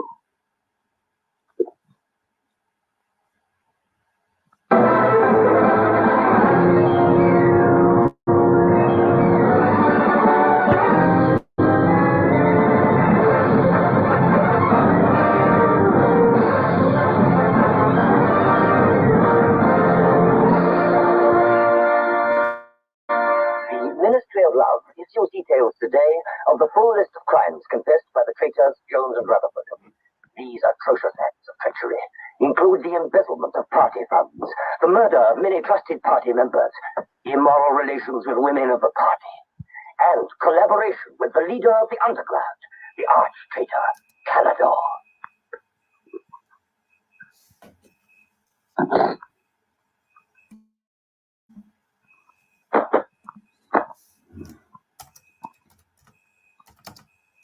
6748 Smith W. Yes? What's in the briefcase? I brought some work home with me. I was about to write an article on the grammar of Newspeak. Bring it to the screen and open it.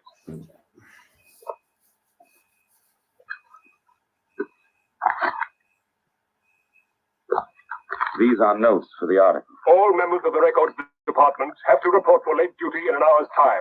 Meanwhile, carry on with your work.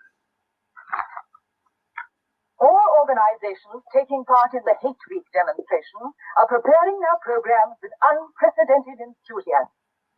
Never before in the history of Oceania have we been given so much cause for a show of concentrated hatred against the enemy. We continue now with our regular broadcast.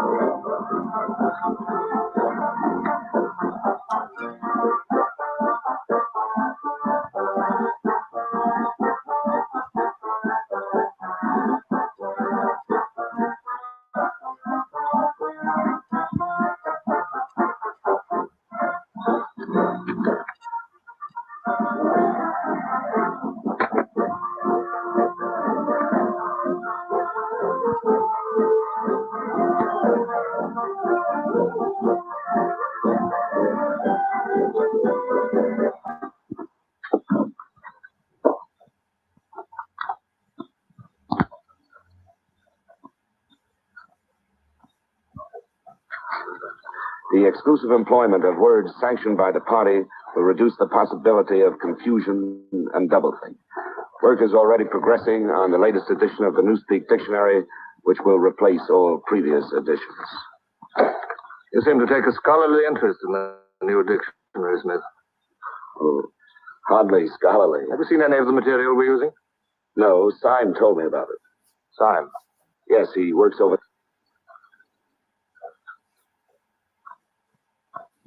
Syme no longer exists. The work has to be carried on, of course. It seems to me you're more equipped to do it than anyone else. I'd like you to look at that new material. Perhaps you can pick it up at my apartment. I'll give you the address. I'm usually in after 1900 hours. Come along as soon as you can. I have reason to believe that you can be of great value to us.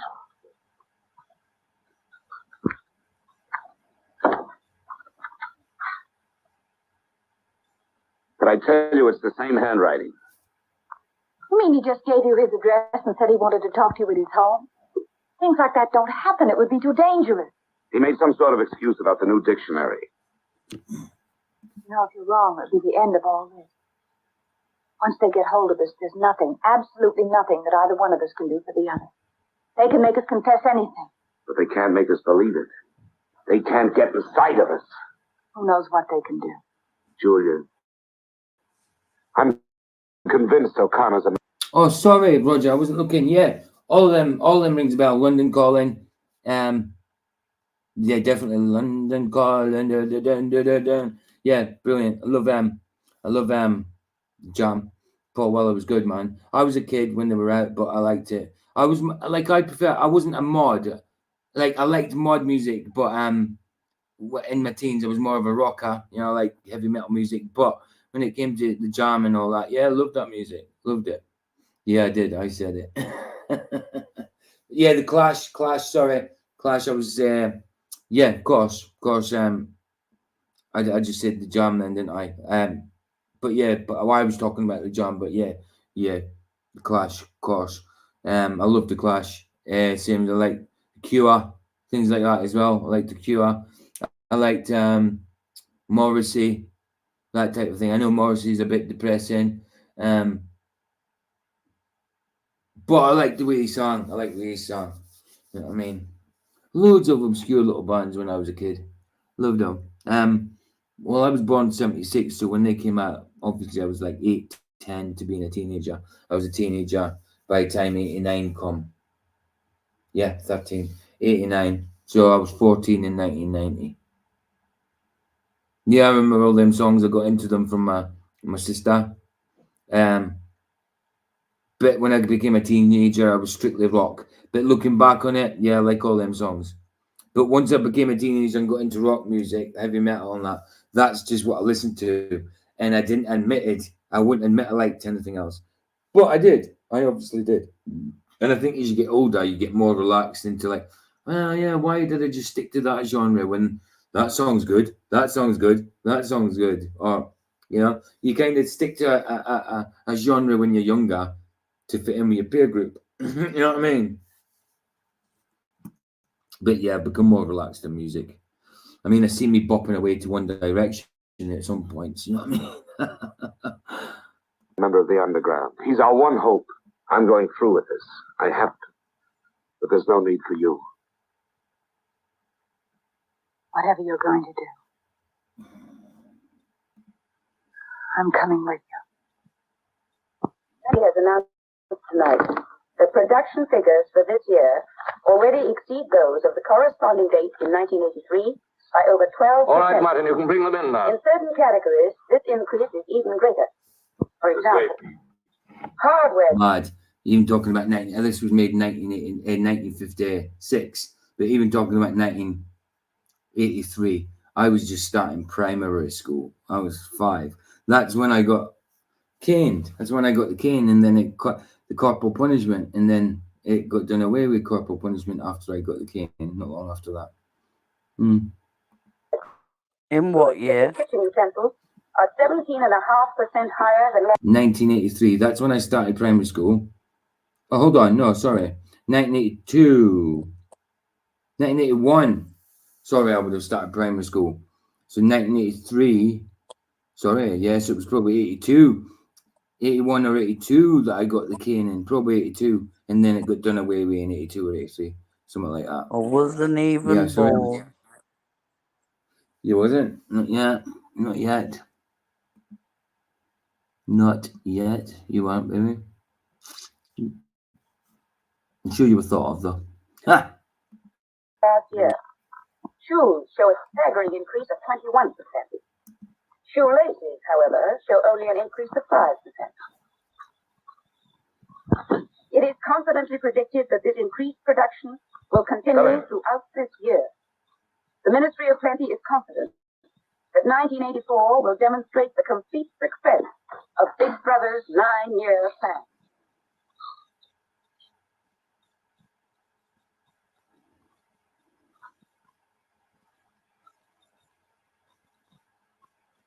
You can turn it off?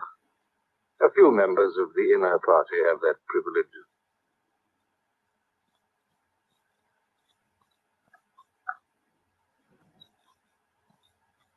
Well? Is that really off? We've come here because you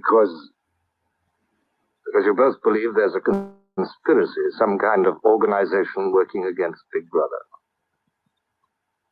Yes, we believe that you're involved in it. We want to join it and work for it. That's all right. Martin is one of us. All right, Martin, bring the drinks over here. Might as well sit and talk in comfort.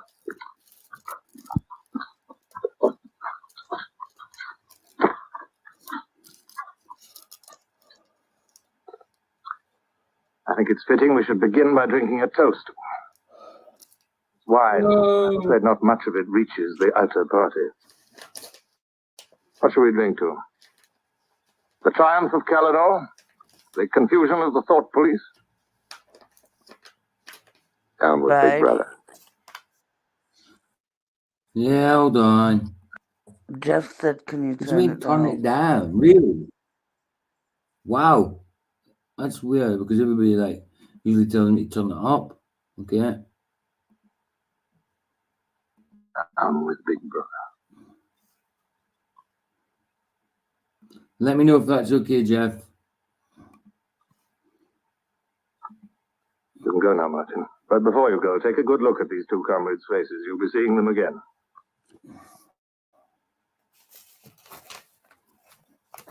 Ah, wow. In general terms, what are you prepared? See, don't tell me anything, baby. He was joking. Well, I didn't Don't know. tell me anything at all. You hush your gums. I'm joking. Well, I'm only messing. I'm joking, baby. Right, I'll turn it back up. But if it does need turning down, because I understand, like, because sometimes when it's too high, you get that vibration. You kind of like it's on sitting on glass, and you get that tingle go through it. But yeah, I kind of thought it was because of that. But yeah, it's not very loud otherwise. No, he said turn it up. Leave it. He's just. All right. Wow, dude. Right, it's up. It's up. It's up. It's up. Prepared to do? You are, of course, prepared to give your life. I thought Gematria was my own personal troll. Not everybody. Everybody now is. Yes. You're prepared to commit murder? I can see that. Yes. Betray your country to a foreign power? Yes. Are you prepared to separate and never see one another anymore? No.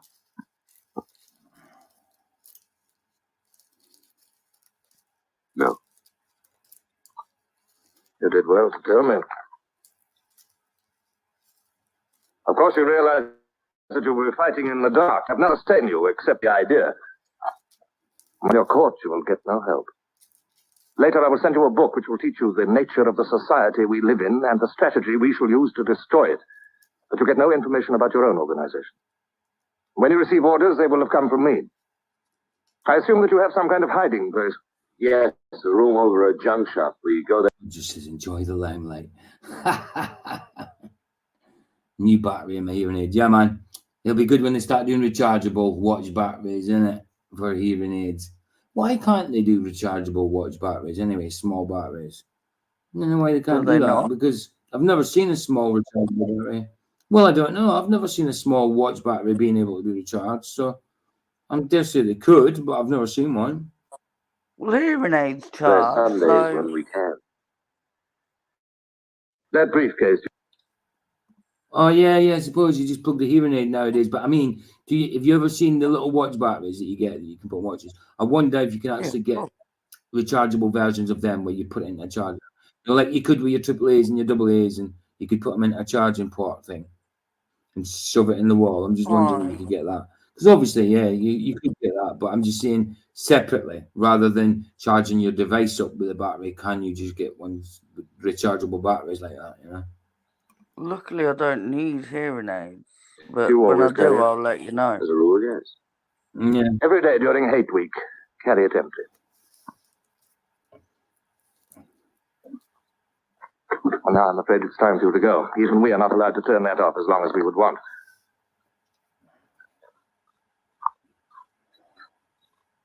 I used to be afraid there was no underground. Perhaps the party invented us.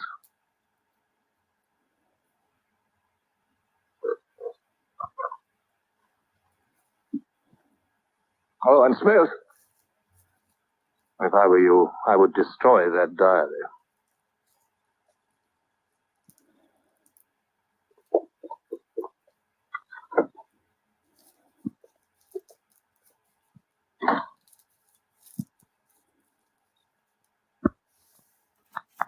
Brother, comrades, Big Brother is always merciful. He stands ever ready to welcome back to his loving protection. It's like Vidal Castro up there doing his thing. Those who have seen the error of their ways.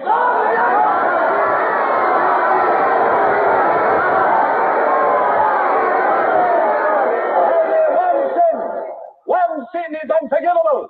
The sin of treason.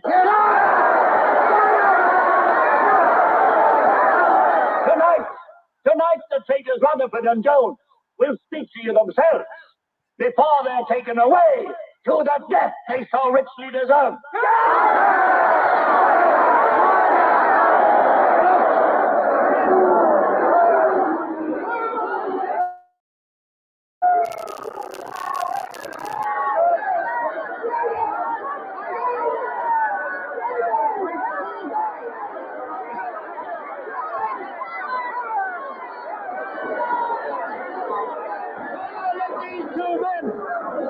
Who already come to see the error in their ways, tell you for themselves the grave crimes they have committed in thought, word, and deed.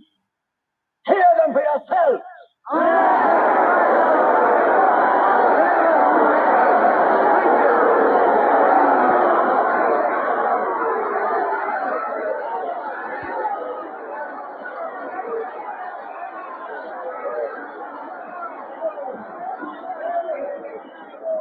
Roger said, the bastard son, Castro. Aye, man. Aye. I am here tonight to tell you of the grave crimes which I have committed in thought, word, and deed, for which I am now truly penitent. I betrayed my country to our enemy, the Eurasians. I conspired with the arch-traitor Calador. Excuse me, comrade. I think you've taken the wrong briefcase. I conspired with the arch-traitor Calador to overthrow Big Brother.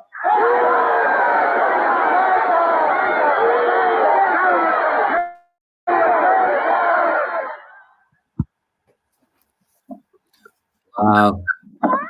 When she opened that window there in the door, or the door, whatever, the window, whatever it is, just reminded me when I was a kid, when I the first place I ever lived in, the windows were exactly the same, like the wooden frames, the cross wooden frames with the putty. We call it putty. I don't know if you call it the same in the States. Putty to keep it. Now they use silicone to keep glass in, but they used to like using oil-based putty that you kept the windows in with, and that just reminded me. And that one pane of glass, easy to shatter and all that. We lived like 3 stories up. Could have easily gone out the window or whatever, but yeah, now it's double glazing and tempered glass. But yeah, it just reminded me in old days that did. I like windows like that. I know it's a mad thing to talk about, but I used to like watch my dad putting in a broken window and stuff, and then go along with the putty with his thumb, and I used to love doing that. I used to love helping. So yeah, I prefer windows put in the old-fashioned way. Put the window in, put the putty in, then put your beading in. Brilliant. And then it dries up over a length of time.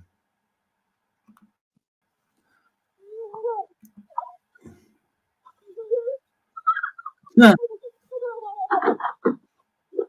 Darling. Can you imagine bathing your kid in the back garden now? Wouldn't happen nowadays, would it? You'd be too scared to. I mean, back then, not a problem. You know what I mean? But nowadays, with what goes on, especially in things like Omegle, all them kind of sites, you know what I mean? You wouldn't be doing that anymore, would you?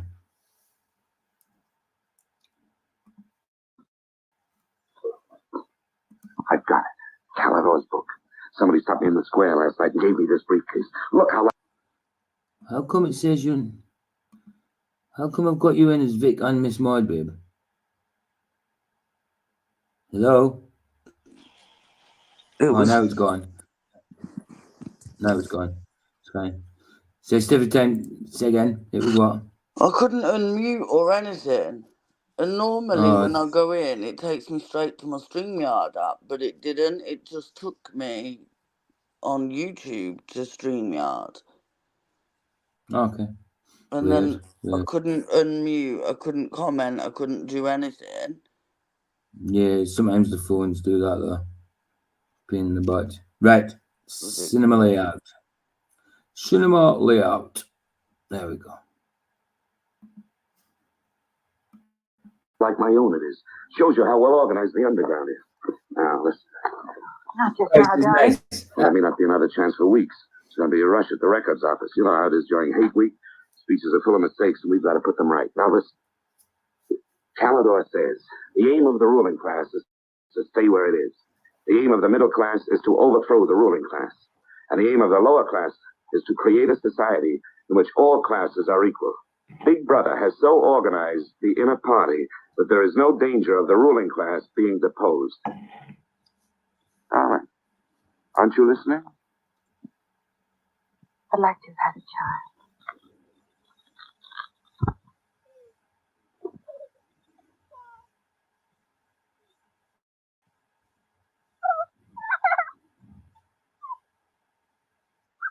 No.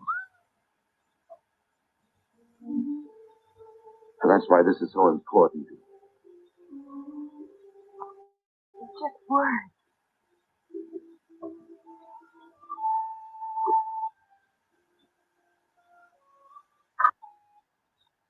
No, Julia, this can make everything we want possible.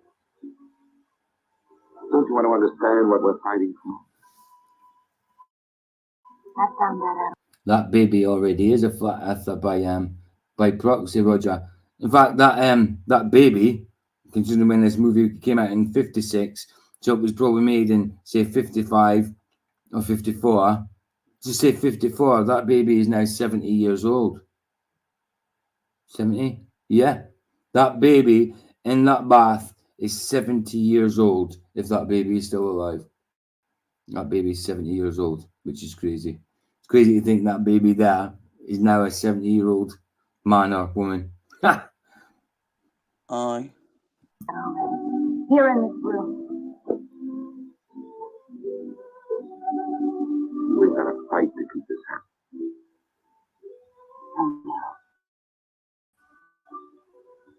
They used to kiss so violently back in the 50s and all that for movies.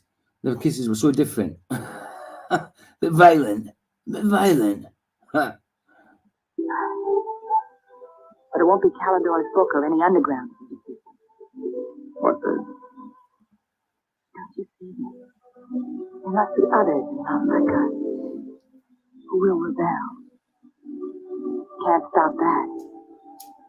That's the real hope for the future. I wonder if it could happen in our lifetime. Maybe.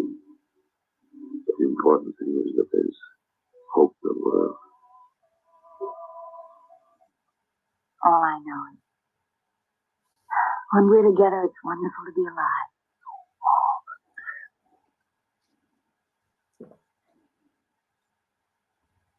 You are the dead.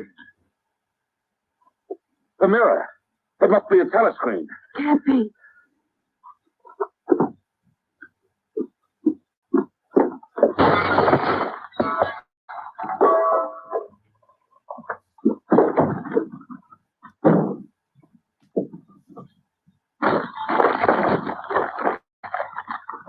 They're all around the house.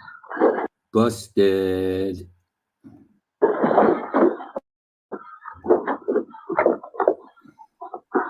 Don't resist.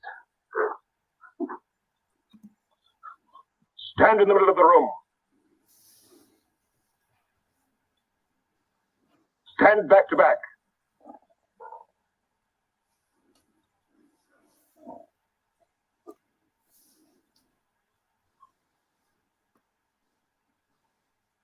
Don't touch each other.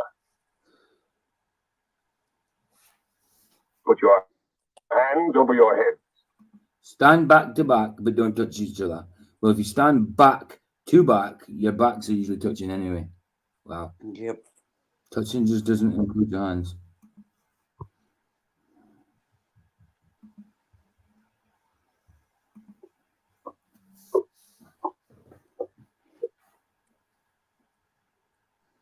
I think I warned you it wouldn't be as peaceful here as you could like.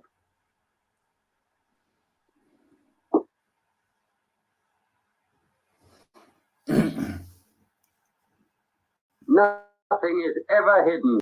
Aye, Roger. Now they're the sex police. Yeah, pre-crime sex police. So if you think about having sex, you're done. You're done. That's it. Thoughts of fornication, busted. From the thought police.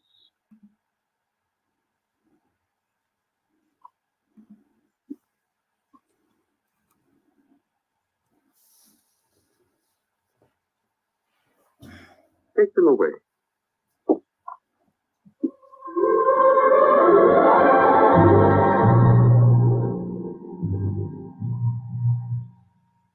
Six 748 Smith, uncover your face.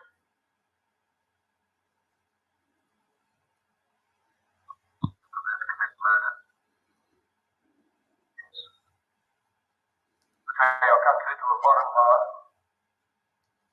Yes. And prepare to separate and never see one another anymore. No. Julia! Silence! Julia! Silence, Smith!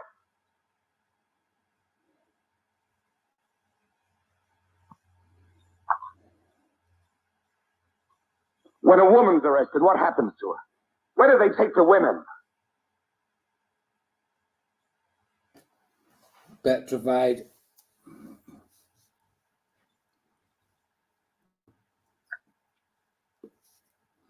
Docile to the max. Lick and crush.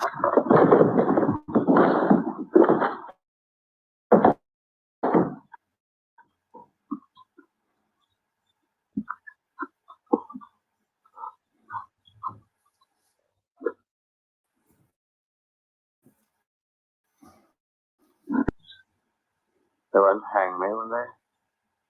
They'll know my record. Why have they arrested you? There I was, trying to do my bit, never knowing I had any bad stuff in my mind. Oh, you know what they heard me say? Down with Big Brother. I said that in my sleep. Said it over and over again. I'm glad they got me before it went any further. You know what I'm going to say when I go out before the tribunal? Thank you. I'm going to say, thank you for saving me before it's too late. Who denounced you? My little girl. She heard what I was saying. I don't bear her any grudge for it.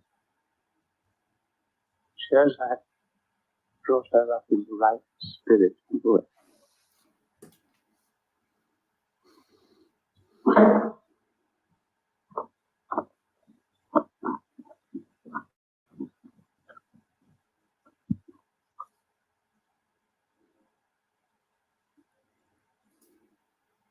Room 101.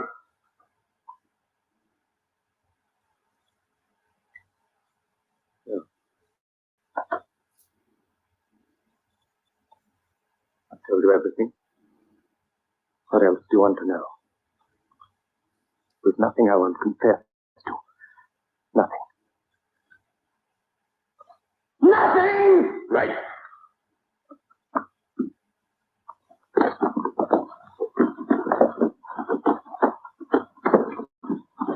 What's room 101? They wouldn't hang me, would they? You're going off the track just once. What's room 101?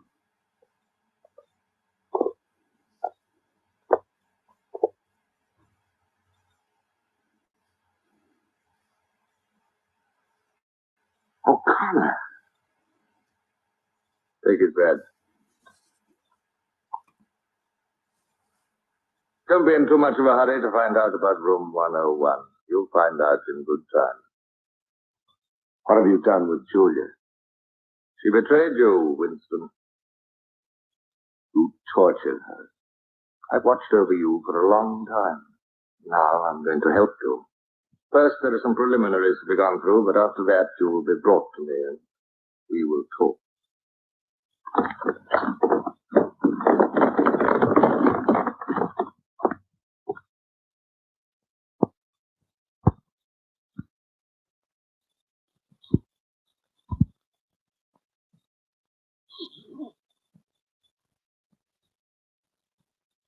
So the time has come, Winston.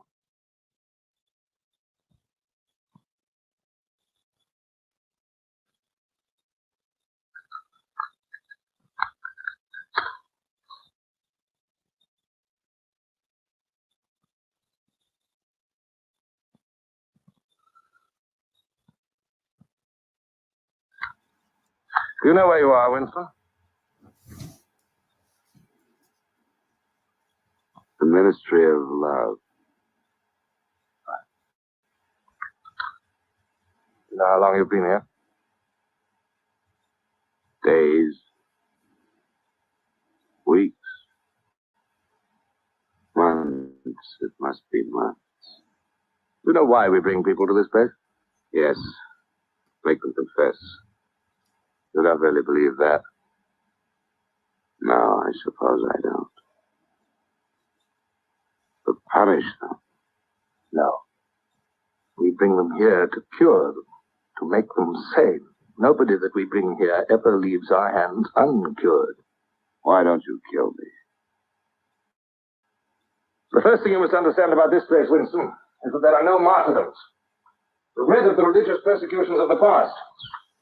They were failures. They set out to eradicate heresies, and they ended by perpetuating them.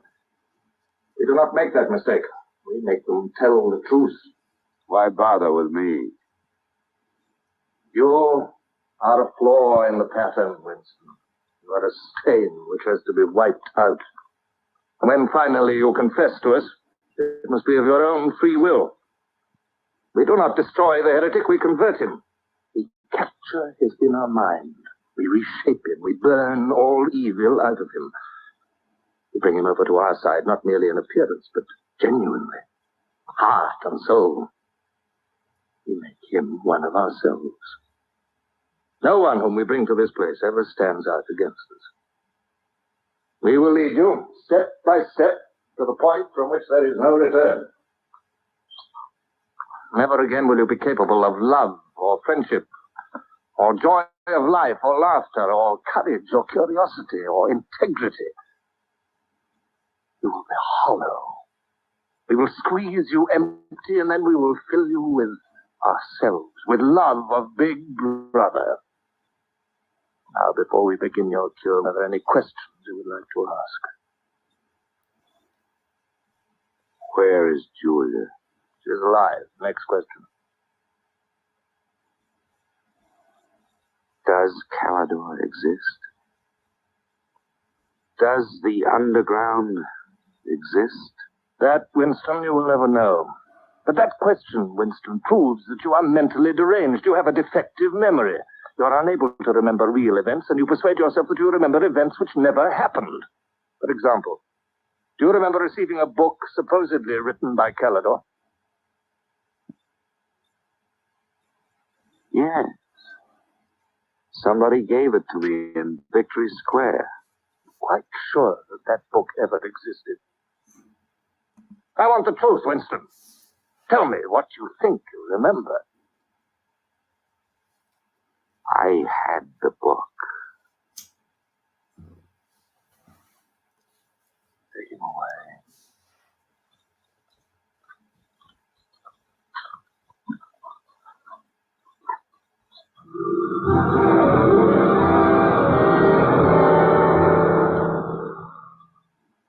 Let us take another delusion of yours. You believe you had in your hands a photograph of the traitors, Jones and Rutherford. I did have it. You believe it was some sort of documentary evidence proving their confessions were false. I remember telling you that the photograph did not exist. It did exist. It does exist. It exists in my memory. I remember it. You remember it. I do not remember it. There is a party directive dealing with the control of the past. Repeat it to me. Who controls the past? Controls the future. Who controls the present? Controls the past. And where do you suppose this past exists? In records. The party controls all records. And in human memories. The party controls all human memories. How can you control the memory? You haven't controlled mine. On the contrary, you haven't controlled it. That is why you're here. You've been lacking in humility and self-discipline. You must make an effort of the will, Winston, and rehabilitate your mind. Then you will be saved. But first, you must be humble. Do you remember writing in that diary of yours that freedom is the freedom to say that 2 plus 2 make 4? How many fingers am I holding out? 4. And if the state says not 4, but 5, how many? 4. Take him.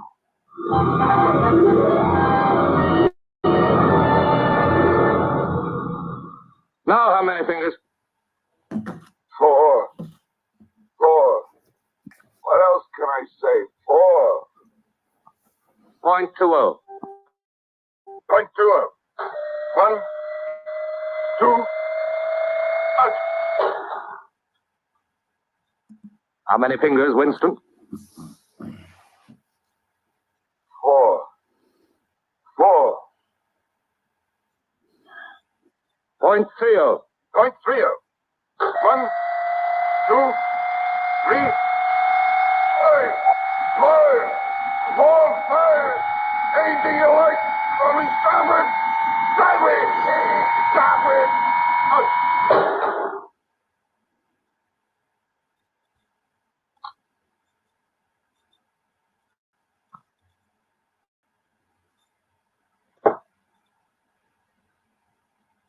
That's no use, Winston. You're lying. You still think there are 4. How can I help seeing what's in front of my eyes? 2 and 2 are 4. Sometimes.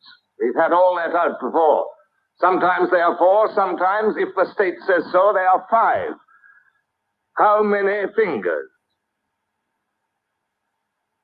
I'm trying to see 5. Which do you want? To persuade me that you see 5 or really to see them? Really to see them. .60. 0.60. 1, 2, 3, 4, 5.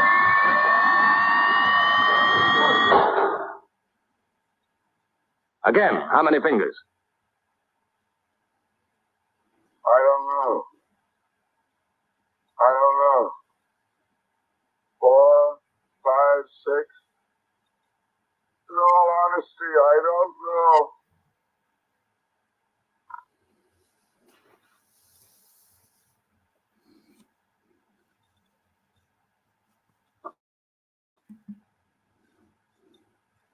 Better.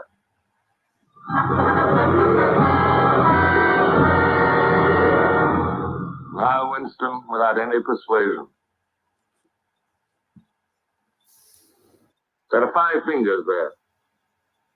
Do you see 5 fingers? Yes. Look at them. Did you ever read a book by Calidore? No. No such book ever existed, did it? No. You see how the mind can be controlled and washed clean. Even the traitors, Jones and Rutherford, in whose innocence you once believed, in the end we broke them down. When we had finished with them, there was nothing left in them except sorrow for what they had done, and love of Big Brother. Stand up.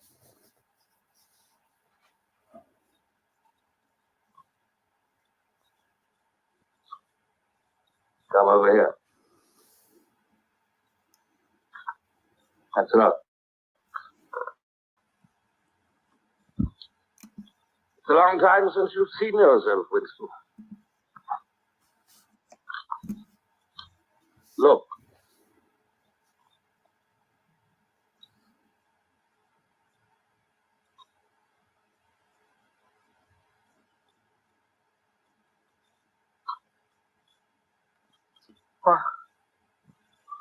What have you done to me?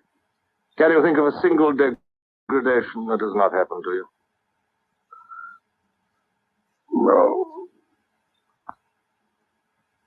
I'm prepared to separate and never see one another anymore. No.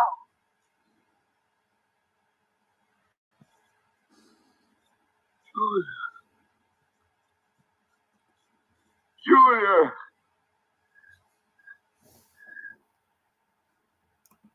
I have not betrayed Julia. I have not betrayed Julia. No. No, that is perfectly true. You have not betrayed Julia. Come with me, Winston.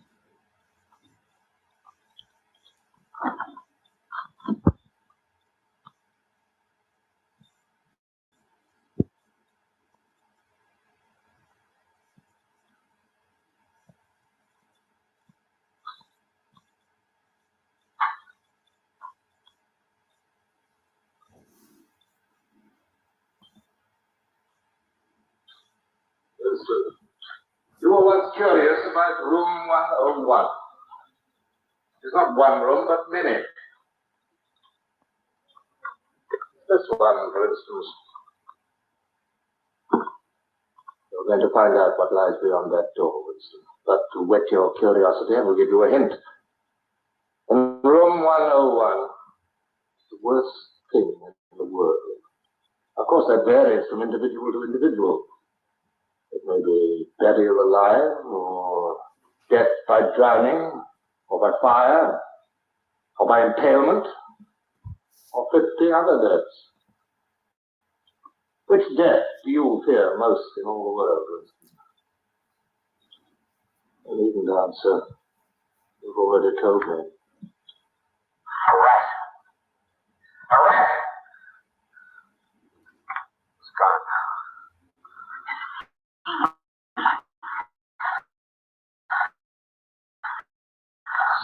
It's the one thing I really hate.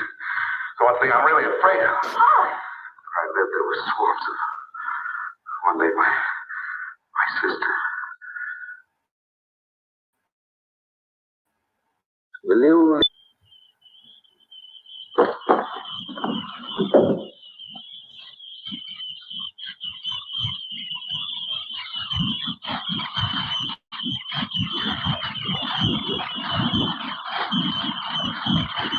Not to me. Not to me. To Julia, not to me. I don't care what you do to her. Let her suffer. Not to me. To Julia. Not to me.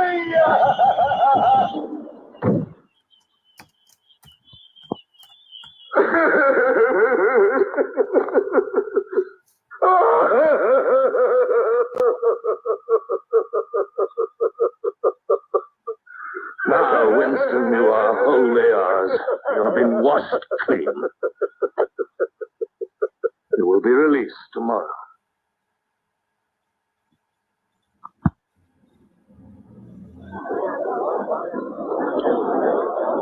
Attention! A later bulletin has just been issued by the Ministry of Peace. The southward advance of the Eurasian Army on the African front is still continuing. It is feared that unless a counterattack is launched immediately, the whole of Central Africa may fall to the invading hordes. A defeat in this area might well threaten the very heart of Oceania itself.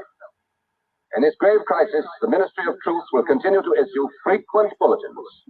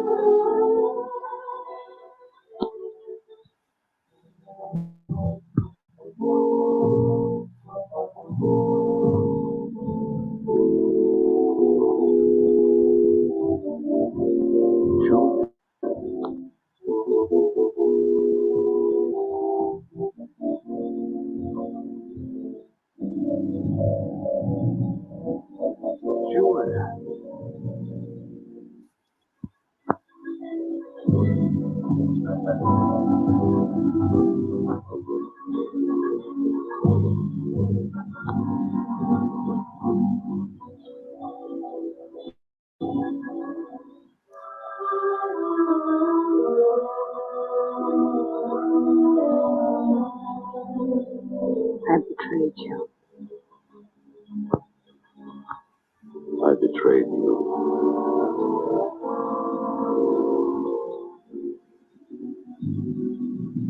It certainly was something. Something you can't bear to think about. You find yourself saying, don't do it to me.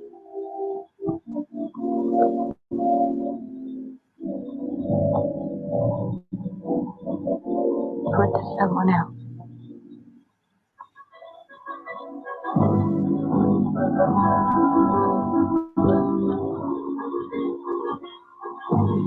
Later you tell yourself, you just said it to make them stop. That's not true. The time when it happens, you mean it.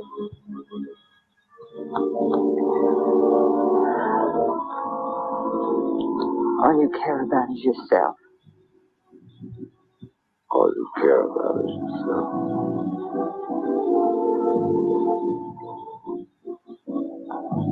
Then you don't feel the same way about the other person any longer. No. You don't feel the same any longer.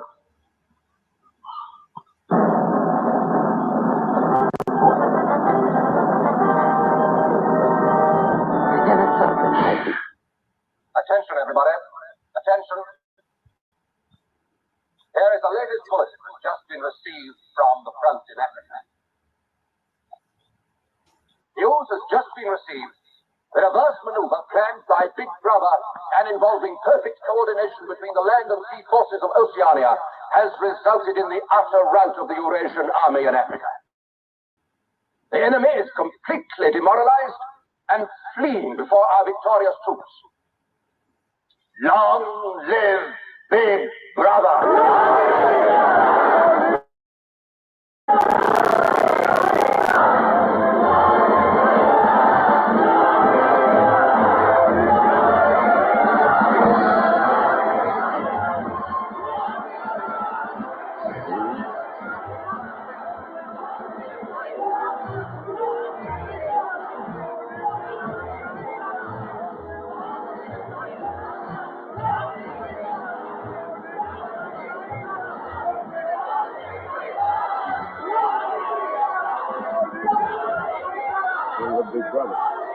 Big Brother. Long live Big Brother. Long live Big Brother. Long live Big Brother. Long live Big Brother. Long live Big Brother. Long live Big Brother. Long live Big Brother. Long live Big Brother. Long live Big Brother. Long live Big Brother. Long live Big Brother. Long live Big Brother. Long live Big Brother. Long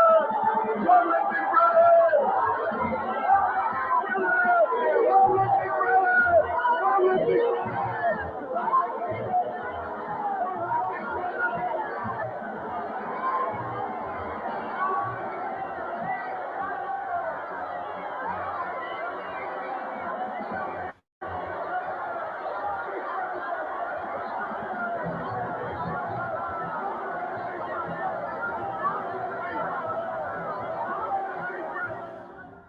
This, then, is a story of the future. It could be the story of our children if we fail to preserve their heritage of freedom.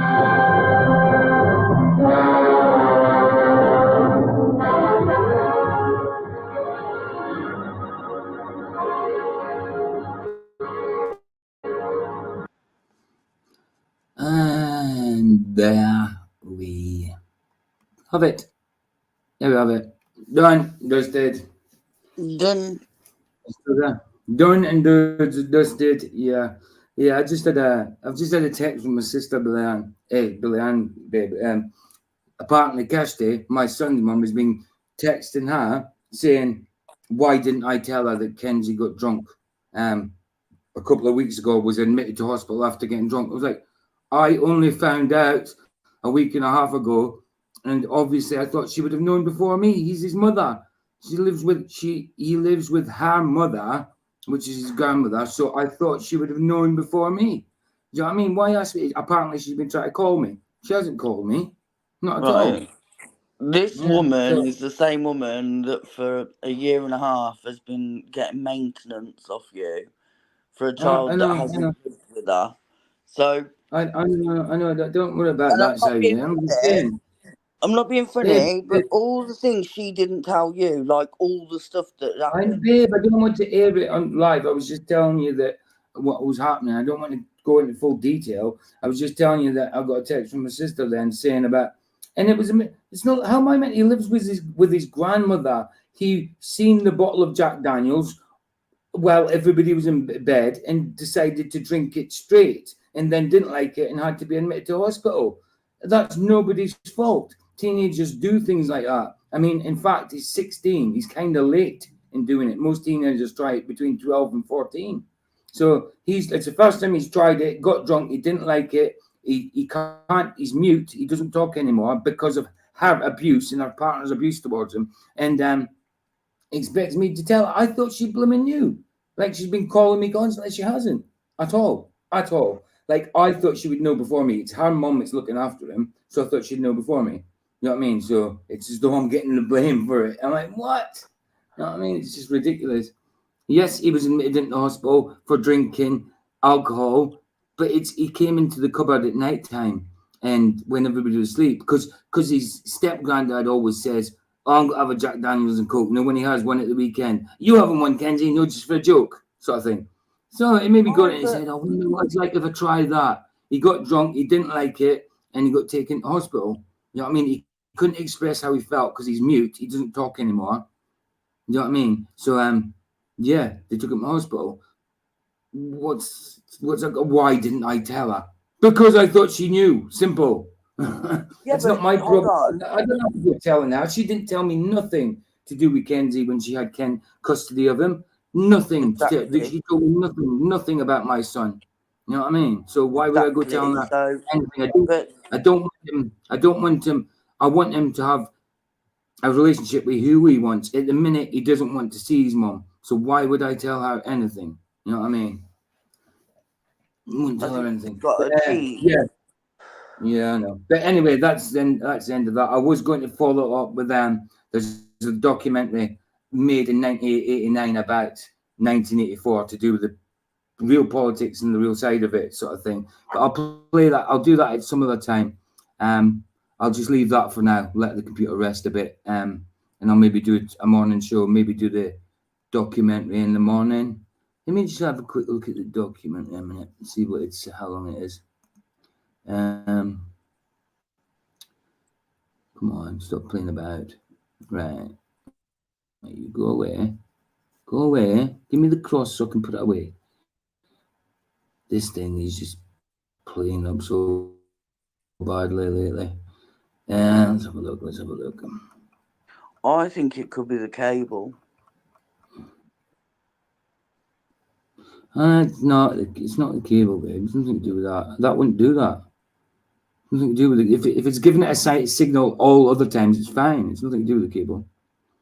I could always try a new cable, but if the cable didn't work, it wouldn't give me a signal at all. It wouldn't just cut every now and again. It's like it's getting an electrical surge and it just goes blank. Everything's still fine except I can't turn my camera and that back on, sort of thing. I might actually, instead, I'll just play the documentary, but I won't talk through it. But give me a second. I'm going to put myself on mute so I can send a voice clip to my sister. Yeah. Are you doing it now? I'm just going to send a voice clip. Yes. How many times do I have to say yes? I meant the video. Yes. I said yes already.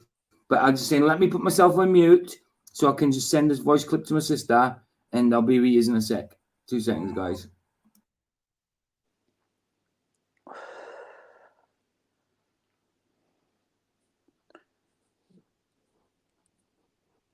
Shifty was born in 82. You're a year older than me. I was born in 83.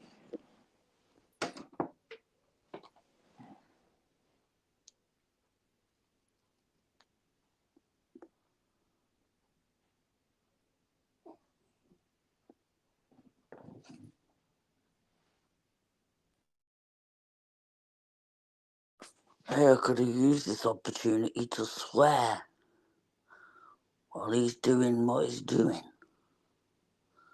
I won't know because he'll only tell me off.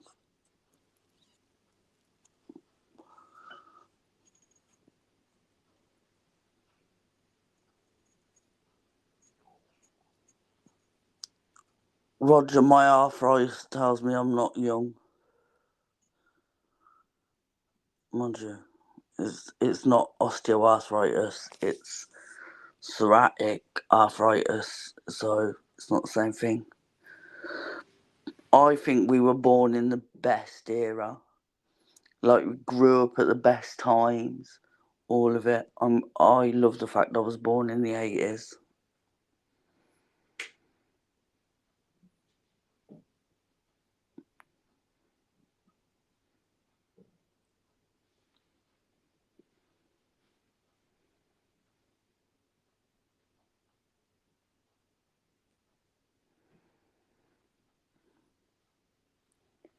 I don't know what to say.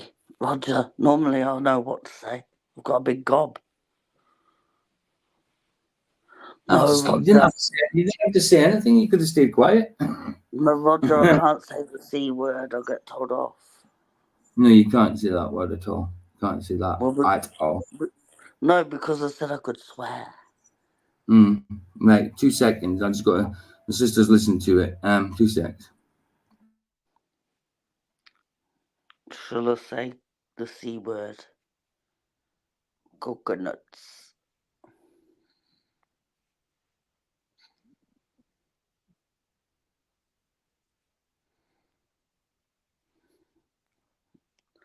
Oh no, I wouldn't want to get into the hundreds, let alone 600s. Oh no, that's too long a life. Roger, we don't have freedom of speech here. We have to be good people. Not say the C word, because it's naughty. Definitely not the C word. Definitely not the C word. Right, okay, let's share this again. Right, I'll play this documentary. I'm not going to talk much through it because the time's getting on. I'll just play it and see what it says. It's oh, I'll give you a look. Oh wow, I've got that choky feeling again. Come on, hurry up. Your dog has got that whingy feeling again. Language. Who's the worst offender? Sorry? Your dog has got that whingy feeling again where all she does is whinge at me for no reason. Aye, no doubt. No doubt. Right, so it's called Lecture on Doublespeak in the Media. It was made in 1989. It's on George Orwell's 1984. So, yeah, let's just watch it, see what it's about. It's just because, obviously, the movie was in my watch list or whatever, so it came up with this from my recommended, so I just saved it to see what it's about. It's documented from 1989. Let's see what they talk about. You know what I mean? I don't think they'll talk about Moses or Abraham, Roger. No. I'm joking. But yeah, let's have a look at it. I'll just let it play through. If you need something, if you want to say something, babe, just shout up. Okay. Yeah. Yeah. Okay, cool. Right, let's see what's in. In sheer bulk?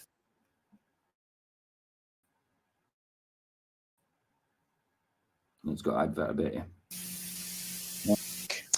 Doublespeak is language designed to evade responsibility, make the unpleasant appear pleasant, the unattractive appear attractive. Basically, it's language that pretends to communicate, but really doesn't. It is language designed to mislead while pretending not to. Is it done consciously?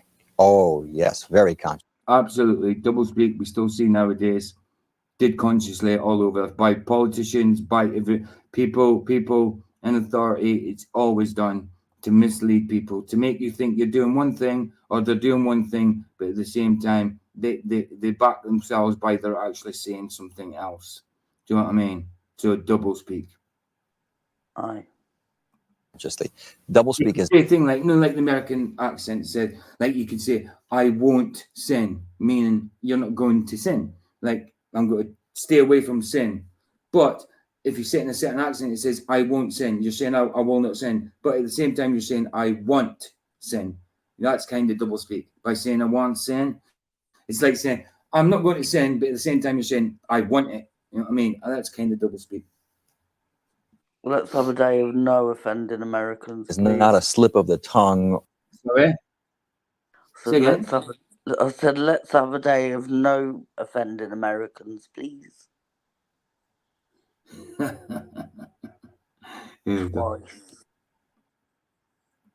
Or a mistaken use of language. It's exactly the opposite. It is language used by people who are very intelligent and very sophisticated in the use of language and know that you can do an awful lot with language. Who's the worst offender? In sheer bulk? Yes. Sheer numbers of examples? The government. If we count government from the local level all the way up to the federal level, I had to stop writing the chapter on government doublespeak. It was going to take over the whole book.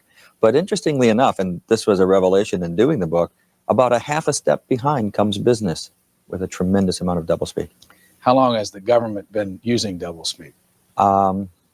I think of government as the third oldest profession, and probably from the moment government was instituted, doublespeak came with it. I cite examples from the 5th century BC in Greece, Julius Caesar, when he pacified Gaul.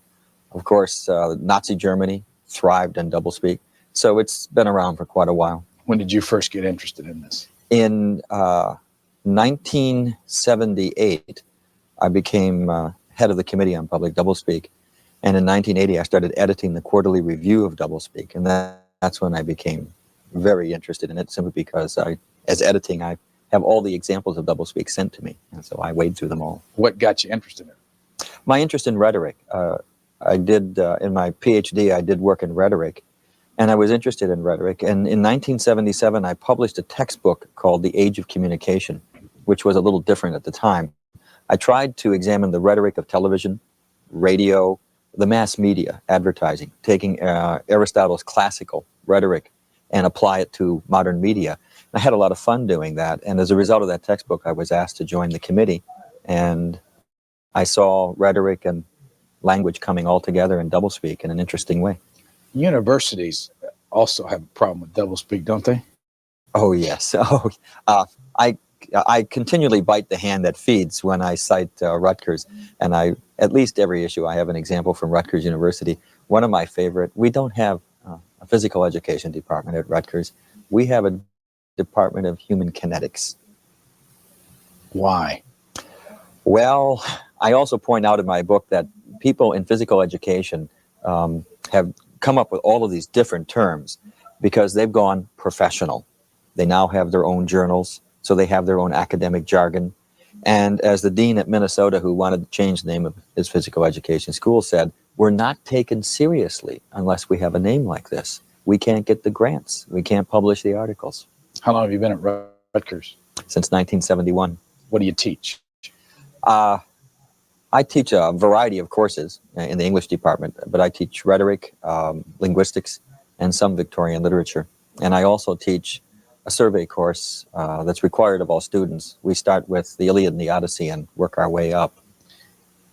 Is there any example in history, I mean, ancient history and literature of doublespeak? Yes, one I cite just as a passing example is Thucydides in the 5th century BC in the Peloponnesian War. During the war, there was a very vicious civil war in Athens at that time. And Thucydides points out that at that time, the very language itself became corrupted to their own ends. Acts of cowardice became acts of great bravery. Traitorous deeds towards friends became patriotic acts, and he cites the whole list. And it's interesting that Thucydides cites this corruption of language as the ultimate in horror that occurred during that Civil War. Do you ever personally find yourself using doublespeak? Oh, yeah. When I was head of the department, I had to engage in doublespeak. You have to write recommendations. You have to write personnel evaluation forms. I had to pitch for more money. And so you use the doublespeak of bureaucracy as anyone else. If I were a bureaucrat who would function within the bureaucracy using straight language, I wouldn't be taken seriously. It's a sort of ritualistic use of language. Are you in this whole world of doublespeak because you want to get rid of it? Oh, yes. I don't think you'll ever get rid of it. I don't think we can. It is inherent in the function of language, to use language as a weapon or as a tool to manipulate other people. However, I think there are two things we can do. First of all, we can all be... Sorry, babe, just quickly, yeah. No, my sister sent a text back saying, I wasn't aware till a week and a half later and the alcohol wasn't given to him intentionally. So I dare say she's got in her head that her mum or whatever, or me, is giving Kenzie alcohol or something, I don't know. She's just trying to use that so she can dig it back to social services where she's in the wrong for letting her boyfriend abuse my son. But you know what I mean? And now she's scared she's going to lose his money. That's what it is. Because he gets high rate DLA. She's already lost PIP, it, hasn't she? because of his, no, she's still claiming it. They get, look, for fostering Kenzie, they get money, like her mum gets money from them, not from, it's from a different pot. She is still claiming his PIP, and the social services are aware. The DOE, welfare, whatever you call it, yeah, DWP are still, they're aware of it. They're aware that she's still claiming, even though he's been out of her custody for over 6 months. Yeah, they're aware. Over a year and a half. It's fine because she buys him stuff with it. No, it's not fine. It's just ridiculous. No, So, it's yeah, money. because her mum has fostered him. Yes, she gets money for him, but not from that pot. Not from that pot. So she's still getting his PIP or DLA. I think it's DLA until it changes to PIP. No, she shouldn't. He's been out of the custody for 6 months and over. She shouldn't be getting anything for him. So I mean, I was paying. I give him money, but also money gets taken out of my money for child maintenance. But I give him money voluntary as well. Do you know what I mean? So, and she always used to say, "No, nothing gets taken out of your money for him." I can prove it does. It's in writing. You know what I mean? It's just ridiculous. But you are anyway, nothing. This is nothing to do with the show. This is nothing to do with this. I shouldn't be bringing this on here. But yeah, that's it. Right, I'll just carry on with this. Right. Cool. It's all sorted anyway. I'm just saying for your point of view in case you start something like, oh, you know what I mean? He must have been given the alcohol. He wouldn't take it in his own. He's a teenager. He might be. He watches YouTube, TikTok, stuff like that. He'll see people taking alcohol and acting a bit funny and think, oh, I wonder what that's like. Because he's always refused when they've said to him jokingly, like, do you want one bit? Do you know what I mean? Jokingly. He's like, no, I won't touch that. He's obviously gone into that and he drank it straight. A bottle of Jack Daniels, well, quarter half bottle of Jack Daniels straight. He just poured it in a glass and drank it. So it shows he doesn't know how to drink, or he would have mixed it. Do you know what I mean? So he just drank it thinking, took a sip and probably thought, oh, nothing's happening here, and drank it all, and then didn't like it, obviously. But in reality, as teenagers, we all drank. Of course. He's actually late to the party. You He's don't 16. have to force feed somebody alcohol for them to drink. No, exactly. And because of how he felt, he won't do it again. He won't do it again because he felt, he couldn't express how he felt. They could only see it in his eyes because he's gone mute. He used to have a brilliant vocabulary, but now because of what he's gone through, he's totally mute and just nods and shakes his head and stuff like that. And that's through his mum, but and her partner. So yeah, why would I get any information whatsoever? I fought to get him taken away from her to go with and live with her mum. So he wasn't in our custody. Why would I want to give her any information about my son? He was abused in our custody. So why would I want to give her any information? And besides, I thought touching you. So there we go. We'll carry on. Sorry, guys. Not your guys' beef. Huh? Right, let's go. become much more aware of this language. We should be aware of it so that we can at least be defensive and defend ourselves so that we're not misled through it. But secondly, there are times when we simply cannot tolerate this language. When we talk about important public issues of national policy, we should not use doublespeak as a nation. We should not use it ourselves. We should not allow the politicians who are speaking to us to use it. Language that way can be terribly corrupting in a society and can mislead all of us. And in a democracy that depends upon the active participation of its citizens, it can lead to cynicism and resentment and a withdrawal from the political process. Does that have anything to do with the reason why only 50% of the American people voted in 1988? I have a hypothesis that I would love to test, and I hope sometime to be able to do that. I would love to be able to track the pervasiveness of doublespeak as it grew, along with the decline in voting. Because the reaction I get to doublespeak from a lot of readers of the Quarterly Review as they write to me is, well, of course I know this language. I see it all over the place. I see it all the time. But, you know, what else can you expect from politicians? They all lie. They all use doublespeak. It is that cynicism which leads to there's nothing I can do about it, so people withdraw and pull back. Who was George Orwell? George Orwell was a British essayist, reviewer, critic, novelist who published the now classic novel 1984. But in 1947, he published Politics in the English Language, an essay which, by the way, is the most reprinted essay in the English language. It's just endlessly reprinted, in which he warned about the corruption of thought through language. The examples he used all came from Stalinist Russia and Nazi Germany. He had, during the Second World War, served in the British Ministry of Propaganda or Information and was introduced to the inside of the propaganda process. And he wrote 1984 as a novel of the future. Sorry, babe, I'm just going to make a quick coffee. I'll leave this playing for you guys while I'm making a coffee, okay? Yeah, that's fine. So if you want to say something, shout over. If you want to talk to people, shout over the thing. In which, given the growth of the power of communications and the sophisticated use of language, totalitarian governments would base their power upon the control of minds through language. And he really believed that. When did he die? He died in 1948 of lung disease. You think he would have, if he'd lived, he'd have been surprised about two things. One, the popularity of 1984 as a novel, and two, what actually happened in those totalitarian governments in 1989. By both of those. First of all, there's a whole discussion over why this novel became so popular. It was originally titled, by the way, The Last Man in Europe. And it got the title 1984 by flipping the last two digits of 48. Oh, by the way, he died in 49 because he died right after the novel came out. The novel did only modestly well. After he died, however, it got tremendously popular. He also published Animal Farm, that classic, which was soundly denounced by the Communist Party and also got a lot of press. But it wasn't until after his death that the novel became as popular as it was. In 1984, that novel sold 50,000 copies a week in the United States.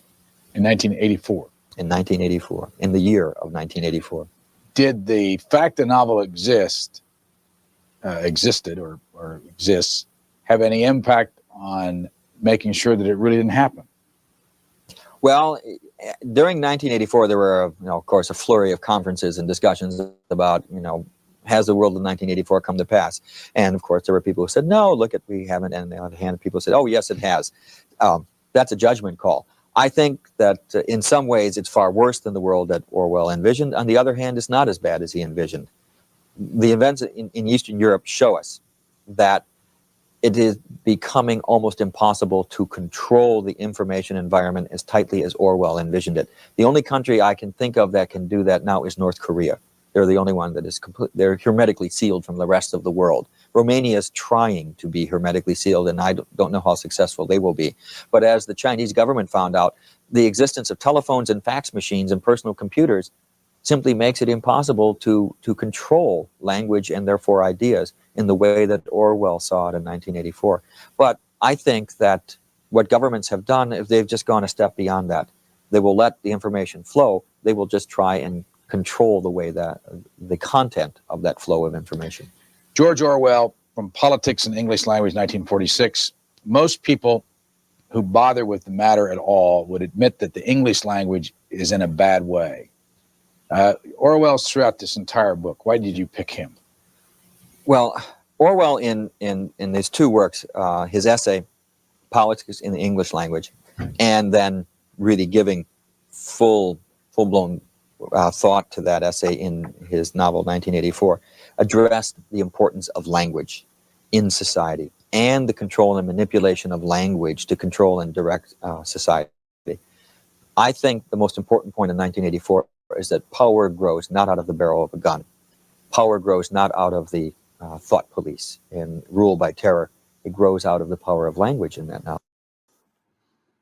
Well, that's true. It's through language, obviously, but I mean, the source of it is powers and principalities. You know what I mean? The source of it is Satan himself. You know, with things like that. But I get what you're saying. If it wasn't for language, you wouldn't be able to have that power. It's through the. I mean, look at how. I know he's a horrible man, but look how charismatic Hitler was. He must have been charismatic before people followed him. He got the crowd worked up into a frenzy. You know what I mean? So he must have had some type of charisma, and that's through language. You know?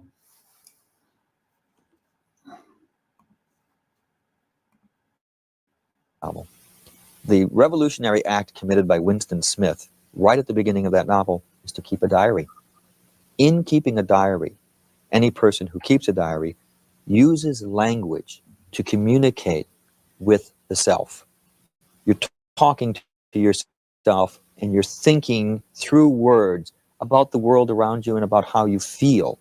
That's why diary is such a revolutionary act in 1984, because you are reasserting personal control over language.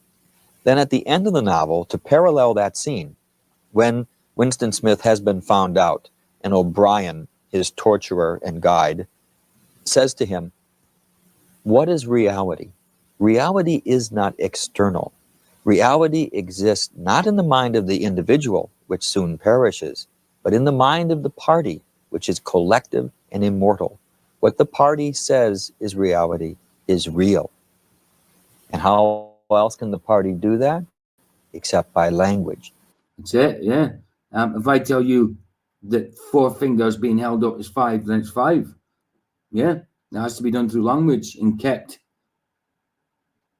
being drilled into them. You know what I mean? Yes, that is 5. You know what I mean? That is not 4, it's 5. You know what I mean? That and that don't make 4, it makes 5. 2 and 2 make 5. If I say it makes 5, it makes 5. It is crazy, you know? I mean, it's through words that spells can be incanted. It's through words that we talk to God. So words are powerful. I mean, God spoke and it happened. He said, let there be, and there was. Party has taken control of language and has taken it away from the individual. And that's the power, because those in power who control language control the way we see the world. Let's talk about political parties just for a second. Let me name 3 for you and tell me which one is the worst abuser of doublespeak. The Communist Party, the Democratic Party, or the Republican Party? Yep, all of the above. In history. I would say I'd give them all 3. Yeah. They're right in there by the nature of politics. I would say that the Communist Party would be leading the other 2 simply because under the time of Stalin and others, language was used to justify, mass murder of millions of people, exactly the same as the Nazis did. Use a language to justify murder. But as we see, any politician in power starts using doublespeak. The Democrats did. Right? I love Jimmy Carter's comment on the failed raid to free the hostages in Iran. He called it an incomplete success. He did that without even thinking about it. He was just automatically using that kind of language. But we had used language in Vietnam to justify our actions in Vietnam. The Republican Party, once attaining power, has used doublespeak to justify and explain and silence their critics. But I don't see that as being different from any other politician. What Orwell says in Politics in the English Language is, it is clear that the corruption of language ultimately has political and economic causes. Who are your favorite?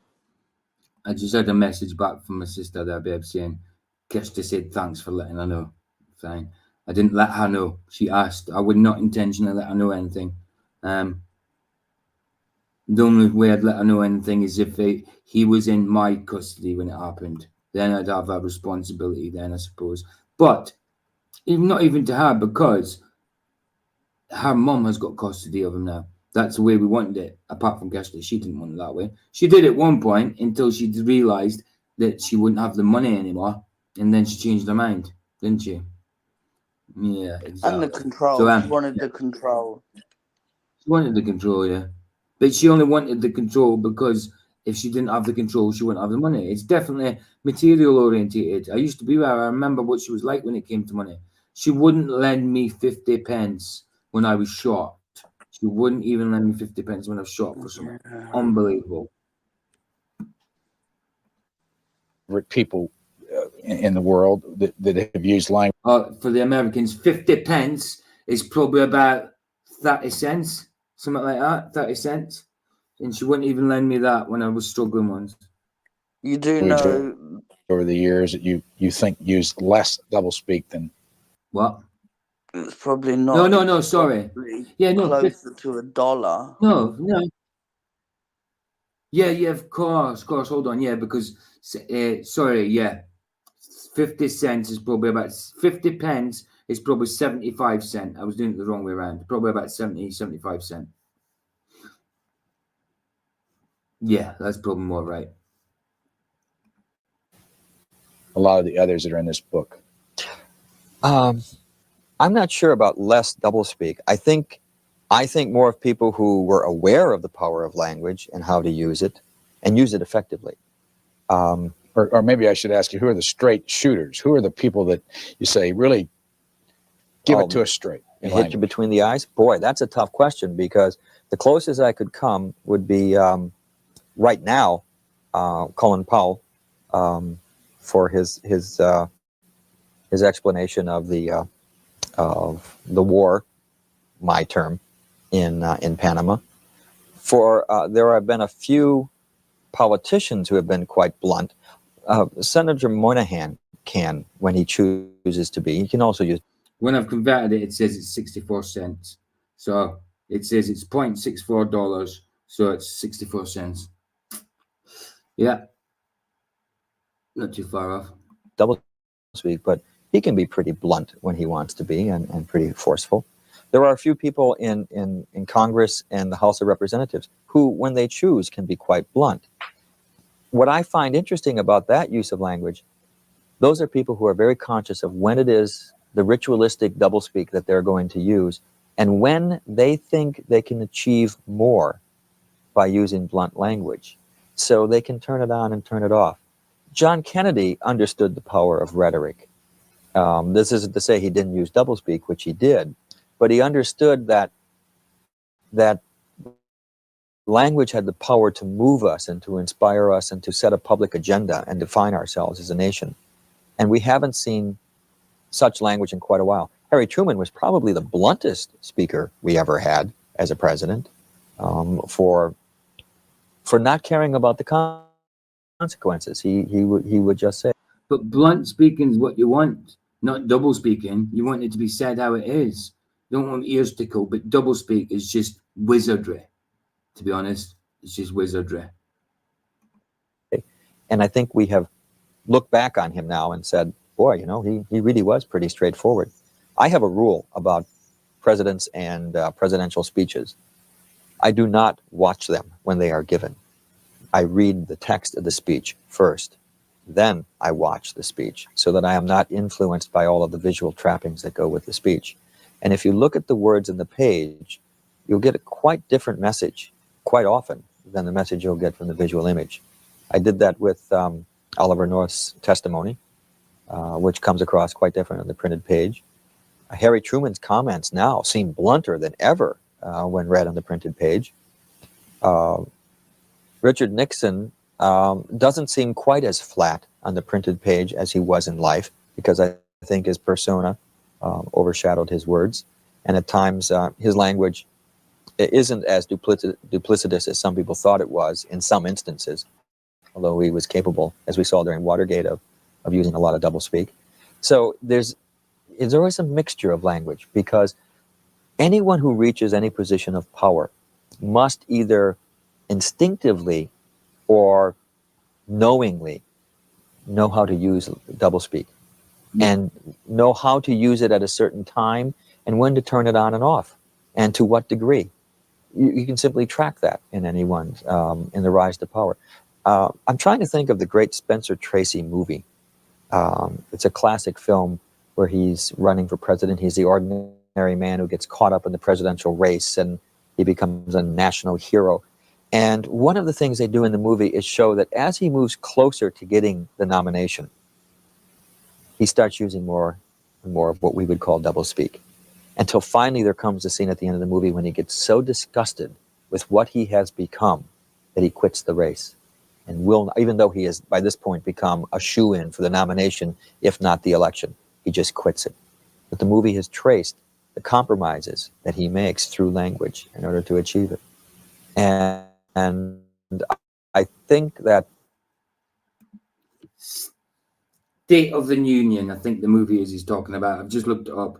And I think the movie he's talking about is State of the Union. No, with Spencer Tracy, where he just said that he's trying to run for president. I think it's called State of the Union. Let me just see how old that was. Does it say? Oh, wrong site.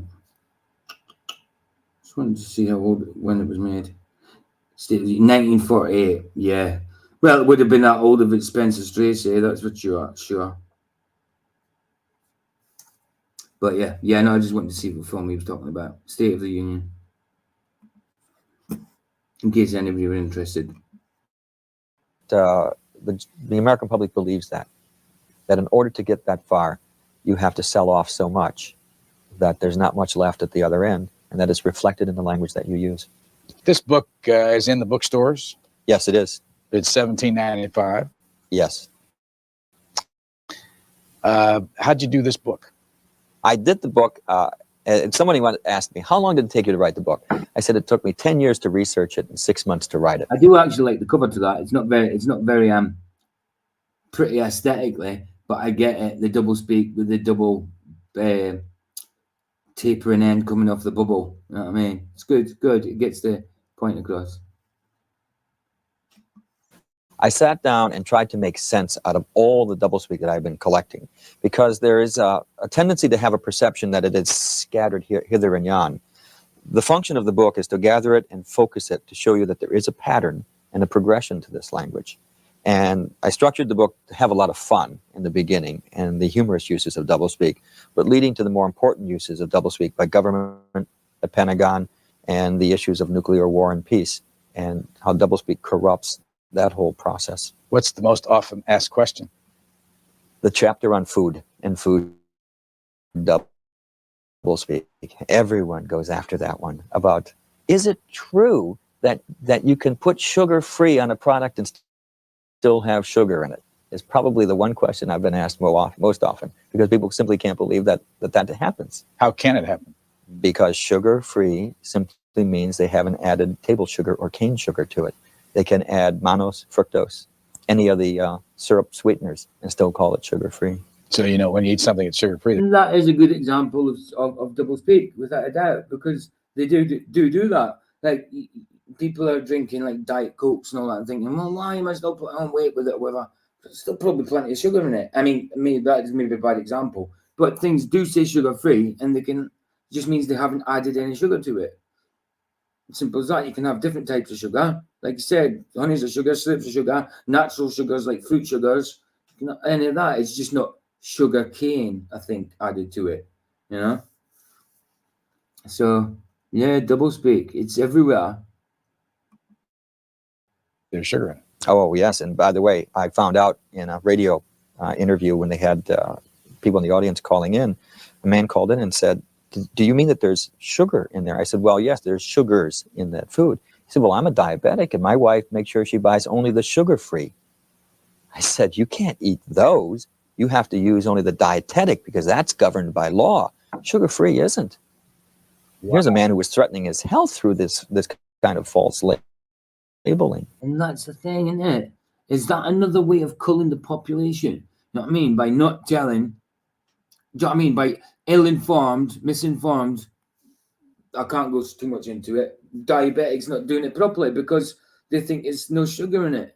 That's crazy. That's crazy to let them carry on thinking that. That should be like one of the first things they know. Like, you can't drink that, you can't eat that. You know what I mean? Because that's what they need to live. It's a necessity. It's not a desire. You need them things to live. That's why I think, and this is totally off topic, why I think that things like being addicted to food is a hard thing. Being addicted to something you need to live. Being addicted to drugs, you don't need it. You don't need drugs. Do you know what I mean? But you need food to live. So being addicted to food, you know what I mean, where you've got to monitor your intake because you're getting obese or whatever, but you actually need that food. So you've got to monitor something that you have to take and you're addicted to, and you can't do it in excess. It's crazy. It's got to be a hard one. It's got to be a hard one. It was absolutely amazing. But the food chapter has really, I guess we're all interested in food for some reason. I've been asked endless questions on that chapter. What are the other books that you've done? You don't have to go through every one of them, but in general, what Well, areas? at the same time that I published that, I published a collection of essays on doublespeak by the National Council of Teachers of English, in which I asked a group of scholars to each contribute an essay on an aspect of doublespeak. So I edited those and published that book. I edited the revised edition of the Webster's New World Thesaurus, published by Simon & Schuster. I'm probably one of the few people who has ever read the dictionary from cover to cover twice, and I edited that thesaurus. And then sorry, Roger. Look up 14 goats and it's hidden by the hat. Oh, 14 goats and sugar water. Okay, I'll do that. 14 goats. A variety of textbooks on rhetoric and on writing, and a book on revolution and revolutionary theory. What did you learn when you read that dictionary from cover to cover? Boy, did I learn a lot about words. I learned a lot of archaic words, a lot of archaic definitions. But, the dictionary is fascinating to read. You can pick it up and flip it open and start reading. A good dictionary. Too many of the desk dictionaries are so edited down that there's no life to the language or life to words. If you get a good desk dictionary that gets into the background to the words and the words in context, words are fascinating and fun, and language comes alive on the page. And in writing the thesaurus, you get into the shades of meaning, the nuances, and the power of words, and the images that they can create in your mind. What are the best dictionaries? Well, there's the unabridged is the dictionary you always want of reference. What does that mean, unabridged? Unabridged means absolutely everything is in there. They have edited out nothing. Every definition, every meaning of the word, every example, which is why the unabridged is about that thick. All the dictionaries that we deal with are abridged, which means that they take out a lot of the specialized words and try to boil it down to a core of words that are everyday usage, and then they'll cut back even the meanings of the words. Even in the thesaurus, a word like fix, a verb fix, can have up to 28 different meanings, but you normally don't list all 28. You'll maybe pick 14.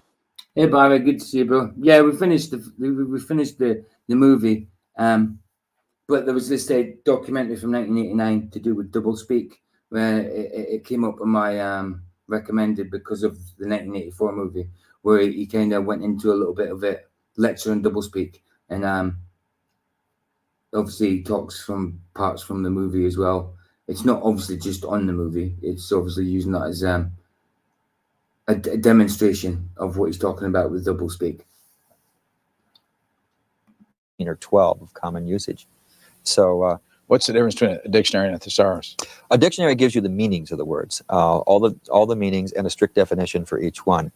A thesaurus gives you synonyms for the word. So if you want to look up the adjective busy, You want synonyms for that word, words that say the same thing, but not quite, shades of meaning. One of the phrases I gave was in conference. I just had an experience a couple weeks ago where somebody saw one of these shows and criticized me for using a word incorrectly. And I think the word was parochial. I was referring to something that was, special for a small group, parochial. And she said, you're just not using it, or the word is provincial. So I trotted off to my dictionary and found out that I was right. And so was she. Yes. So who writes these things? And I mean, who writes the dictionary in the first place? Lexicographers write it. The World Dictionary is produced in Cleveland. If you go to Cleveland, Ohio, you will find in a building downtown that there's a floor that Simon & Schuster has for their dictionary staff. And there's a group of people who sit around and they read. They read magazines, newspapers, and they look for words and new meanings of words. And these are pulled out and entered into the computer. And that's what you see. And what company is Simon & Schuster? What's the name on that dictionary? Webster's New World Dictionary. Unabridged. They're working on an unabridged. The unabridged, I'm not sure when the next date is coming out. They have a huge collection of new meanings and new words. And whenever they pick those out, they have to take the sentence in which it was used, what's called the citation, so that the meaning is perfectly clear in that sentence for that shade of meaning. One of the things that I did in my book, I learned from them. All of my examples of doublespeak are not only real, but I have the original context in which the phrase occurred, or I won't use it. So I have file drawers filled with clippings and memos and letters that have been sent to me in which the word is used in context so that I can see that the example of doublespeak is real, it's serious, and how it is used. And that's the only way that I'll accept an example. I'll get off this dictionary in a second, but this is interesting. How many people are involved in producing the Webster's Unabridged Dictionary? Oh, gosh, there's a lot of people. This is a big undertaking. You'll have, I met the senior editorial staff that I met consisted of 8 people. These are the senior editors. And below them will be all kinds of other editors and citation checkers and any number of people. You're talking a lot of people to do this.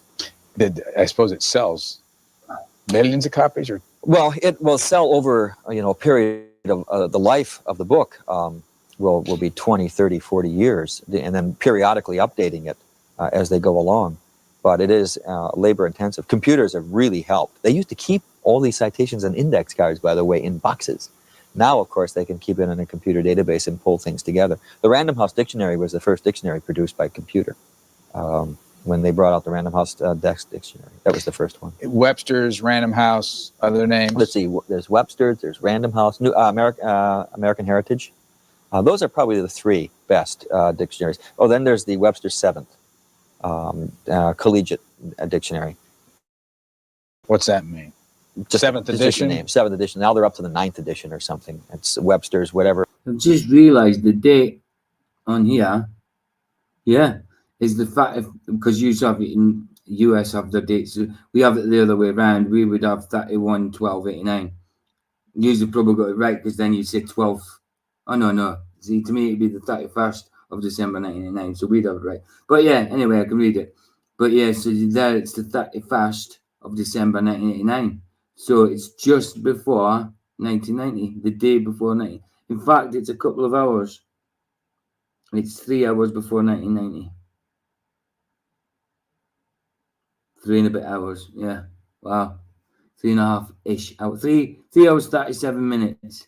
3 hours 36 minutes and 54 seconds, actually. For number they use. What about overseas? Oxford, do they have a dictionary? Well, there's the Oxford English Dictionary, which is the ultimate dictionary in the world. That's just a joy and a delight to read. It traces the entire history of a word, from its first occurrence in English all the way through, giving you the dates, the source, and the citation.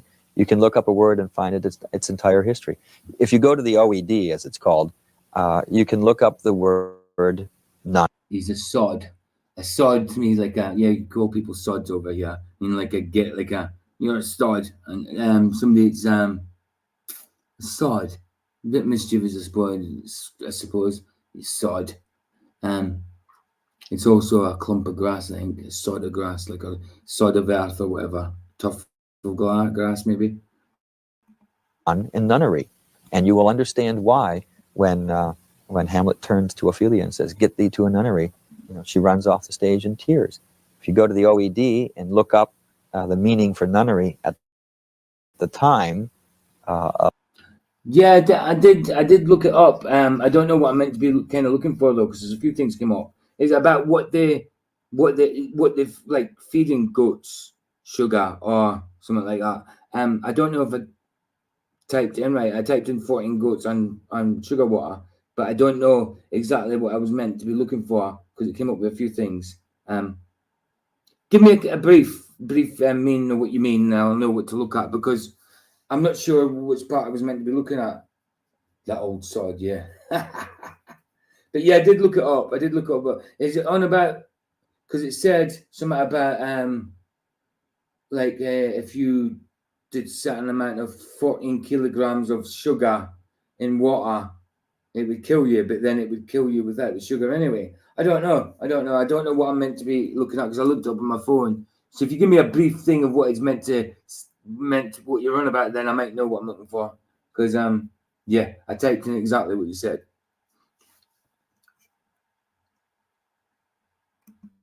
Of Hamlet when the play was written, you'll find out that it meant brothel. Doublespeak is your book, and you say it's in its fourth printing. Do you want this to change anything, this specific book? And have you seen any evidence that, besides the journalists and the call-in shows and all that kind of stuff, that somebody's taking this book and using it to change things? Hey, boy, what a great question to ask. I just got a newspaper clipping, in which there's a letter to the editor quoting my book to support the argument that the person is making about deceptive language. So as my mother said, when she sent me this clipping, she ran across it and she said, somebody bought your book and read it, it seems. I would hope that I will change things I produce what I like to think of as a handbook for survival in the 20th century, in the age of the media, so that people will become critical consumers of language. We talk about the consumer movement where you have to be aware of the product that you buy when you go and purchase something. You have to be aware of the language that's used in our society. You are just as much a consumer of language as you are a consumer of goods. And so you have to be a critical consumer of language, just as you're a critical shopper.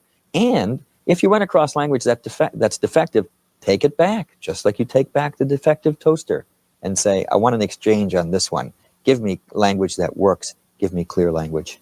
Here's what chapter 2 is all about. Therapeutic misadventures, the economically non-affluent and deep-chilled chickens, the doublespeak of everyday living. Excuse me. What is a therapeutic misadventure? I will tell you the incident, and then you can figure it out. In 1982, during a cesarean operation, the anesthetist turned the wrong knob and killed the mother and child. The hospital called this a therapeutic misadventure. Wow. 3 weeks ago in Los Angeles, according to the Los Angeles Times, in a series of incidents that the pathologist called incredible stupidity and incompetence. So I was wondering. They did a test on 14 goats, and they took 7, gave them sugar water, and the other 7 regular water. And within 2 weeks, the sugar water goats died, so they outlawed sugar. Wow, man. Wow. Because it does say that they give molasses to goats. I did read that part, but yeah, I didn't come across that. But I was searching on my phone, so wow, dude, that's crazy. 7 sugar water, and the others normal water. Isn't that crazy, just man? Crazy. They do it. They bleach sugar and everything, don't they? Because sugar shouldn't be white. It should be brown, shouldn't it? That's why we've got brown sugar, I suppose. But I find that white sugar is sweeter than brown sugar.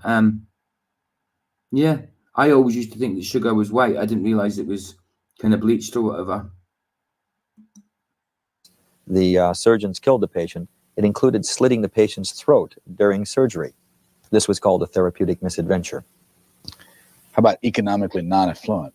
That's what the president of the City University of New York called the poor students attending the City University. They came from economically non-affluent families. Deep chilled chickens. Frank Perdue filed. The cane plantation paid off the political friends and got in. Legalized. Wow. Unbelievable. So corrupt, man. The world is so corrupt. A complaint with the Department of Agriculture that his competitors were selling frozen chickens as fresh. And the Department of Agriculture investigated and said, no, granted the chickens are packed in ice at a temperature of 28 degrees Fahrenheit. These are not frozen chickens. These are merely deep chilled chickens and can therefore be sold as fresh. I suggested that we pack the same Department of Agriculture bureaucrats in ice. When they hit 28 degrees, we might ask them if they're deep chilled or frozen. You point out that there may be as many as 1 billion people in the world who speak English. Yes, that's the estimate is 750 to 1 billion who speak English as a first or second language. Why English? It's become, it's simply from... Oh, brown sugar has molasses. Right, got you, Barry. I can see your back, baby. Both the British Empire, and then we replaced the British as the dominant economic and political force in the world. And it's... Are you back in here? Or are you just back in WhatsApp? No, I'm back in here. No, you're back in here. All right, babe. She went for a shower, by the way. All right, babe. We'll just carrying on with this. There's only about 10 minutes left. All right, baby. Oh, sorry, guys. I ain't spoke much today because it was meant to be just a watch party. So, sorry about that. Or I could be not sorry about that because you might prefer it that way. If you prefer it that way, then I'm not sorry. It's natural in history that that nation which has the greatest political and economic influence, that language is adopted by all people in the world. Rome had the same function, Latin functioned the same way. And so if you saw the story of English that McNeil did, Robert McNeil did, he has the great episode where he goes to the shipyard in Singapore.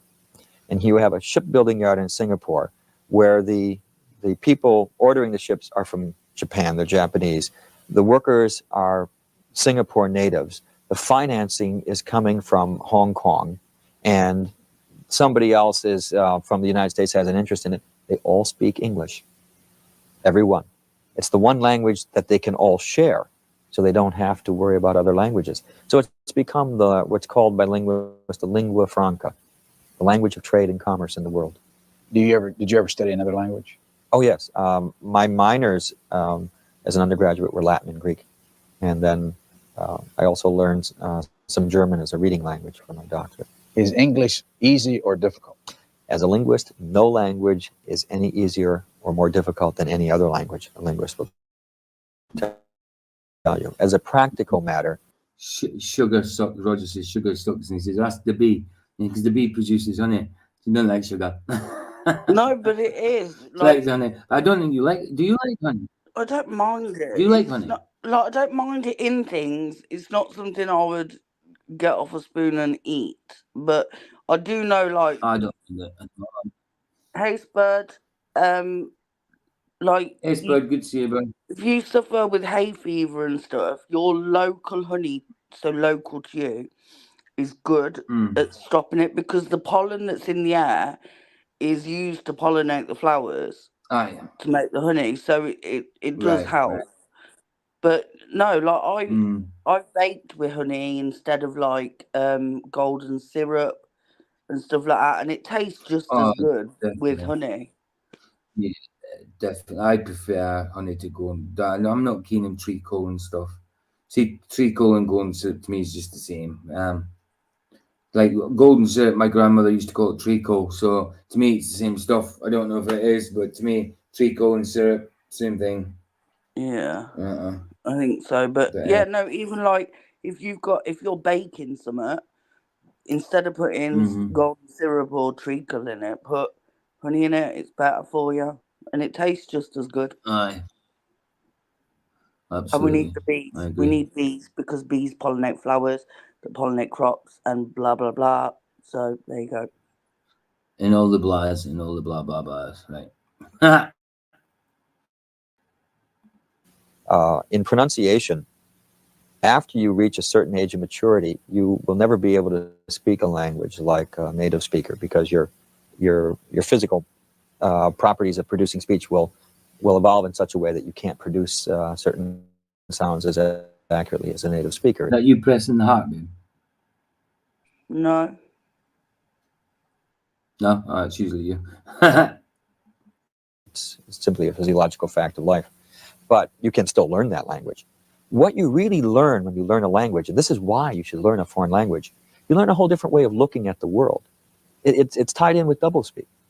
Language is a way of perceiving reality. It's the only way we have of looking out there, seeing something, and turning to another person and saying, this is what I see. Now, I'll find a picture and show you it. What golden syrup is. It's made from sugar. We can both look out there and you can say, I see a pre-dawn vertical insertion. And I can say, gee, I see an invasion. But it's through language that we talk about this reality and we give some kind of means of expressing that reality.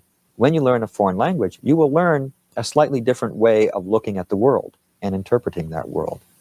Chinese is fascinating because Chinese is so different from 2 seconds.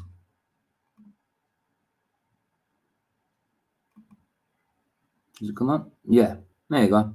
There's a golden syrup. Who was asking? Barry. There's golden syrup. Do you know what though? You know the cans of golden syrup. They Yeah. are a pain. Like they are the worst things ever. Because as soon as you take that lid off and you get some out of the tin, you ain't never getting it off there. It is coming out the top. It is going down the side. It's terrible. Yeah, but that's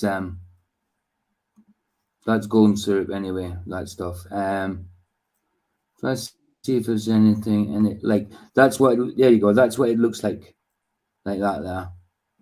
It's really thick. It's like you can see it kind of like molasses. Like that molasses is darker. But there's your golden syrup stuff. It's basically It's sugar, treacle. isn't it? It's treacle. Yeah, it's all sugar. But yeah, It's all sugar to me. sticky cans, not Right, good. we're back on that one. Your browser has lost connection to share screen audio. Why is it saying that? Don't tell me it's not going to screen the audio now. Hold on. Right.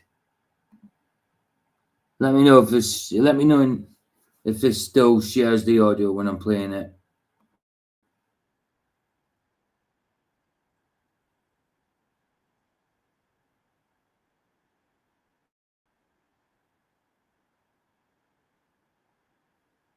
No.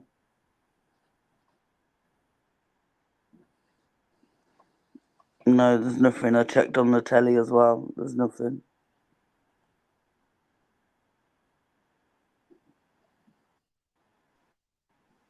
There's what? What do you mean there's nothing? No sound? There's no sound. Oh, for goodness sake, you're kidding me on, aren't you? No. Oh, what's going on with this? I don't know. Oh, hold on. Let me stop sharing and start again. Hold on. Stop screen. Right, let's try this again. Present. Roger said Share you're going screen. to crash. I don't see Bye, that. Spud. See you later.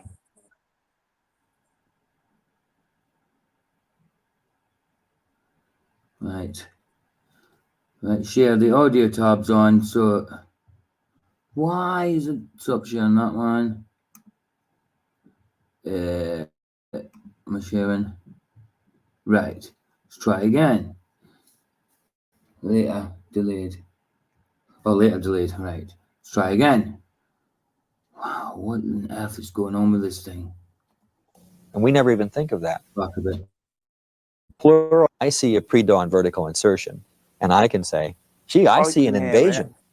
But it's we talk about this reality, and we give some kind of means of expressing that reality. When you learn a foreign language, you will learn a slightly different way of looking at the world. And in what? The sound's back. Yeah. Oh, okay. It's because I shared the tab with no sound. I suppose it did something like that. Don't worry about it. It's just, I don't know. This computer's starting to feel a lot. Wow. Interpreting that world. Chinese is fascinating because Chinese, it's so different from English. The Chinese don't have pronouns. They don't have gender in their pronouns. It is impossible in Chinese to say, well, my son, he is going. They just don't have that. They don't have is going, what we call the present progressive tense. It does not exist in Chinese. The verb tense becomes different. Number becomes different. English is, we have singular and plural, and we never even think of that. Plural is defined as two or more. In many languages, plural is three or more. There's single, dual, meaning just two, and then plural, which is three or more. It's a different way of seeing things and dealing with things, which is why it's always interesting to learn another language. Although I do think at times that doublespeak is in a different language, but probably doesn't qualify as a foreign language. Now, the George Orwell Award for Distinguished Contribution to Honesty and Clarity in Public Language, Donald Bartlett and James Steele, reporters for the Philadelphia Inquirer in '88. Yes. Oh, in '88, it was Edward Herman, professor of finance at the, that was '88. That was '89. They did a series of articles in the Philadelphia Inquirer on the tax reform bill, showing that through false, deceptive language that was inserted into the bill, billions of dollars in special tax breaks were given away to individuals and companies and corporations. And it was all done through deceptive language that no one knew, understood the language. It was written in such a way that it applied only to one individual. Great example. One business was defined as a family farm in that bill, thereby giving them the special tax breaks for farmers. That business employs 25,000 people and has a gross income of over $1.5 billion a year. The tax bill called them a family farm. Who gives the George Orwell Award, and what's usually the reason? Well, the Committee on Public Doublespeak of the National Council of Teachers of English. We take nominations from anybody who wants to give us nominations. We vote. We have 35 members on the committee. They're all teachers of English. We have one statistician and one philosopher on the committee, and we vote. What we look for is someone who has contributed to clarity in language and public discourse. Nightline, I think, is a good example. Ted Koppel, I think, is famous for saying, wait a minute here, can we back up and explain that one for a minute? I mean, he's very good at doing that. And we think that contributes to clarity in discourse. We gave it to... I was just thinking what I said about sugar, about white sugar being bleached. I might be wrong about that. I might be thinking about flour, white flour. I thought it was. Being bleached. What, bleached sugar? Right. Oh, I might be right. I don't know. I thought I might have been wrong. I thought I might have been thinking about flour. But I don't know. I might be wrong about it. But yeah, I have heard. Sorry? Even our tea bags are bleached. Tea bags? Yeah, they bleach them. I know. Wow. In America, their eggs are white because they're bleached. Yeah. Crazy, man. Don't need so much bleach. I know. To Bartlett and Steele because of revealing that intricacies of that tax law were needlessly done, and that the language was deliberately opaque to give special tax breaks to a lot of people and corporations. That's tens of billions of dollars worth. We think that that's important that people know about that this language is being used to take money out of their pockets because somebody's going to have to make up for that missing tax revenue. So we're looking for people who contribute to honesty in language, clarity in language that way. Okay, the recipients of the Doublespeak Award. Same group give out? Yes, same group. We vote each year, and from the nominations that we receive, and we try to give the award as a symbolic award to an American public figure who has used double. Roger says they have brown eggs too. Yeah. Yeah, no, but yeah, I mean, market ones are bleached, aren't they? No, I don't know why. Because I mean, That's why, like, they have to put Don't know their why eggs in. a lot of people just. It's the same as when they put. No. It's like a. Forgot what I was going to say now. Yeah, but I forgot what I was going to say because you interrupted me. It's the same as what they do with oranges, apples, and lemons. They put like a waxy sheen on it to make it look shiny. Lemons ain't meant to be shiny like that. They're actually meant to be like a matte colored.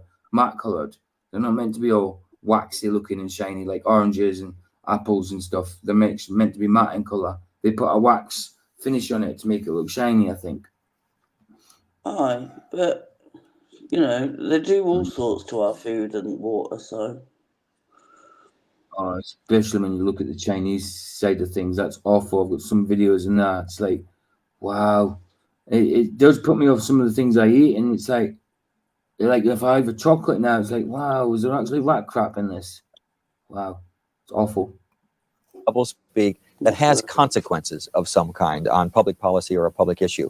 In 1989, we gave it to Exxon Corporation for calling the 35 miles of shoreline in Alaska environmentally clean. When reporters pointed out that there was still oil all over the place, an Exxon spokesman said, well, clean doesn't mean that every oil... I read that, Roger, and I almost thought in my head, because you said you used to grow my own lemons and oranges, I was thinking in my head, he's got to say I used to grow my own eggs. They're a good trick if you could grow your own eggs, dude. But yeah, I get you. Grow your own lemons and oranges. Wow. Be able to grow lemons, that'd be crazy. We don't have the weather for lemons over here. Apples, yeah. We have apple trees and that, but lemons, not so much. Definitely foreign to us, lemons here, aren't they? Apple trees, yeah, you get plenty of apple trees, yeah, but lemon, no. Oil stain is off every rock. It means that natural inhabitants can live there. Let me go quickly through the list through the 80s. 80 was Ronald Reagan. 81 was Alexander Haig. 82 was the Republican National Committee. 83, Ronald Reagan. 84, the Department of State. 85, the CIA.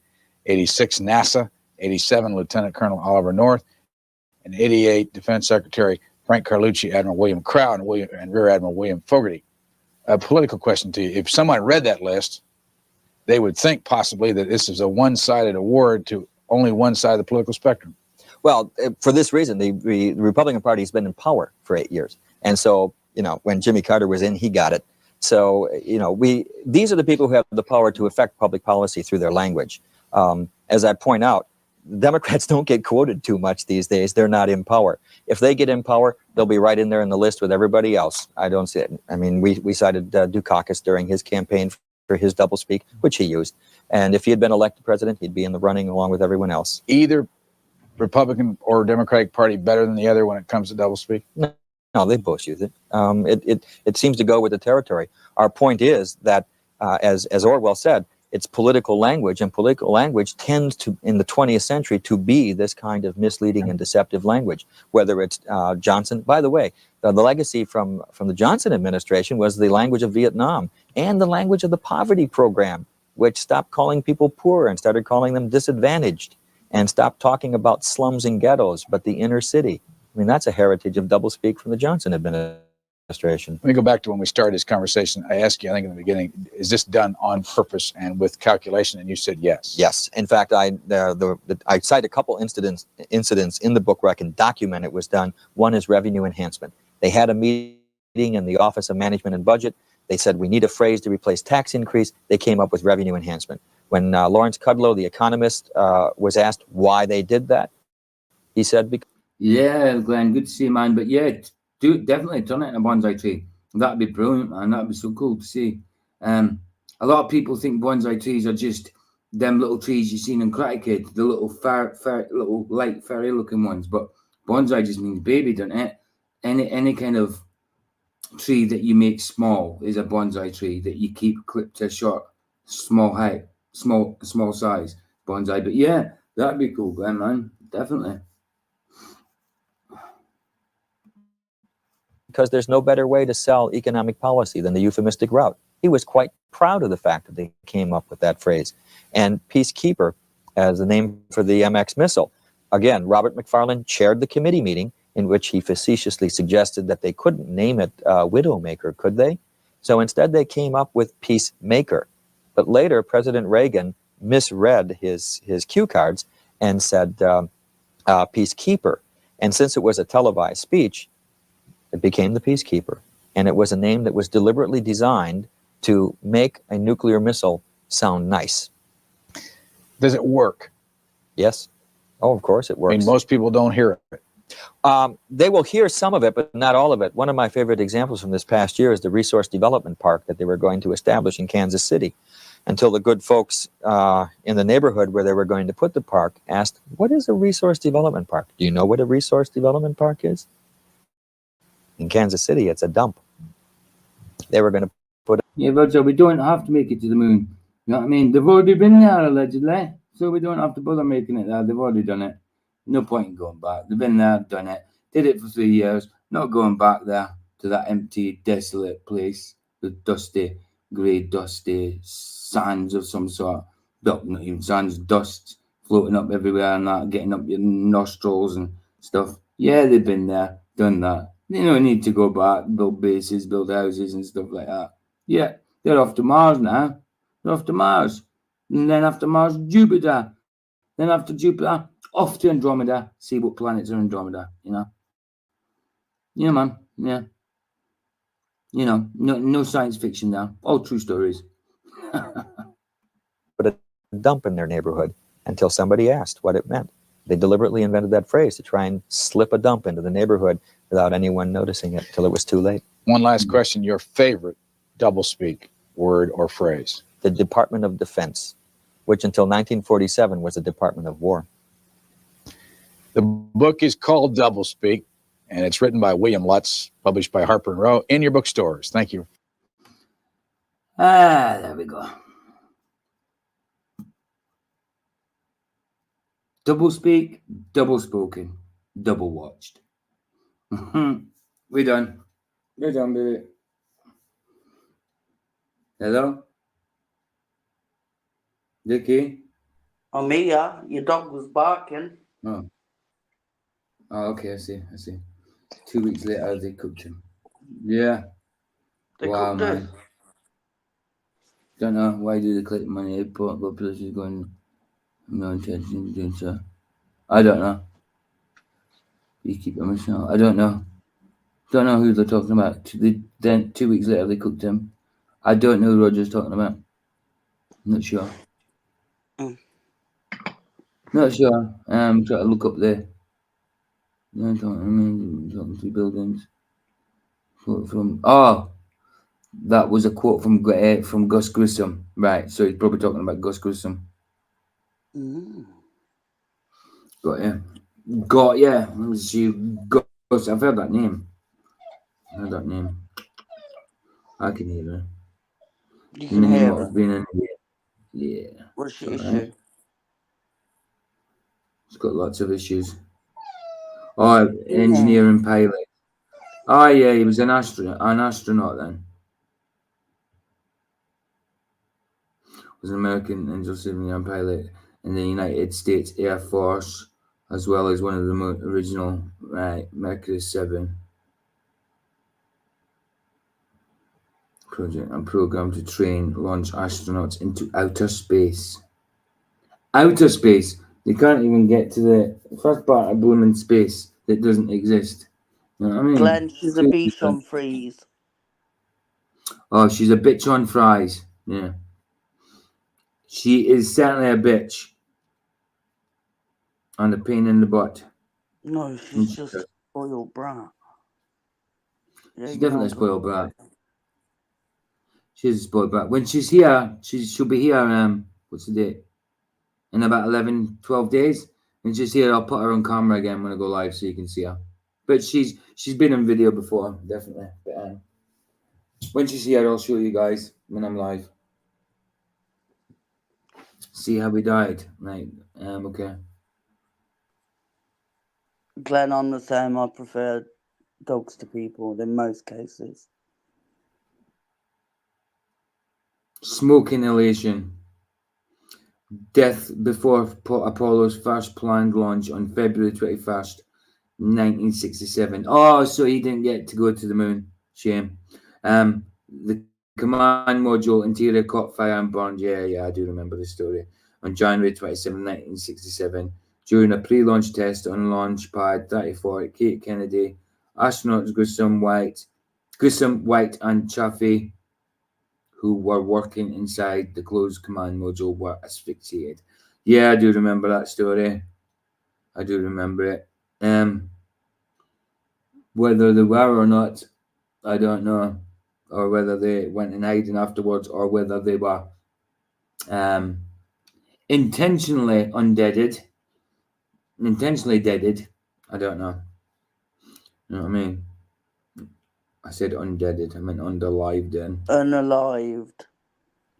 But it should be okay because I'm not monetized. You know what I mean? It should be okay to say a few words here and there. I know, but how bad is it that you can't It's say in like stupid things like, I know, instead of suicide saying unalive, it's stupid, but yeah, one of them. But yeah, guys, nice one for joining me. We had a little watch party, and sorry there wasn't too much talking. It was just meant to be a watch party. Sorry for being late as well. I did wake up in time, but then I fell back asleep, and I woke up when it was past. So I set the stream for 9, but then just went live. And I thought, people catch up. Oh, so you haven't been on long when I got No, I hadn't been on long. No, I hadn't been on long. I'd only been on about 10-15 minutes or something. Hi, Mr. Super Sidewinder. Oh yeah, just about to shut shop for the day. But nice one for turning up. Bless, guys. Thanks for being here and thanks for joining us, baby. Bless you guys. The sunset's free. It's free. Indeed. Indeed. Ta-da. Bye. Ta-ta.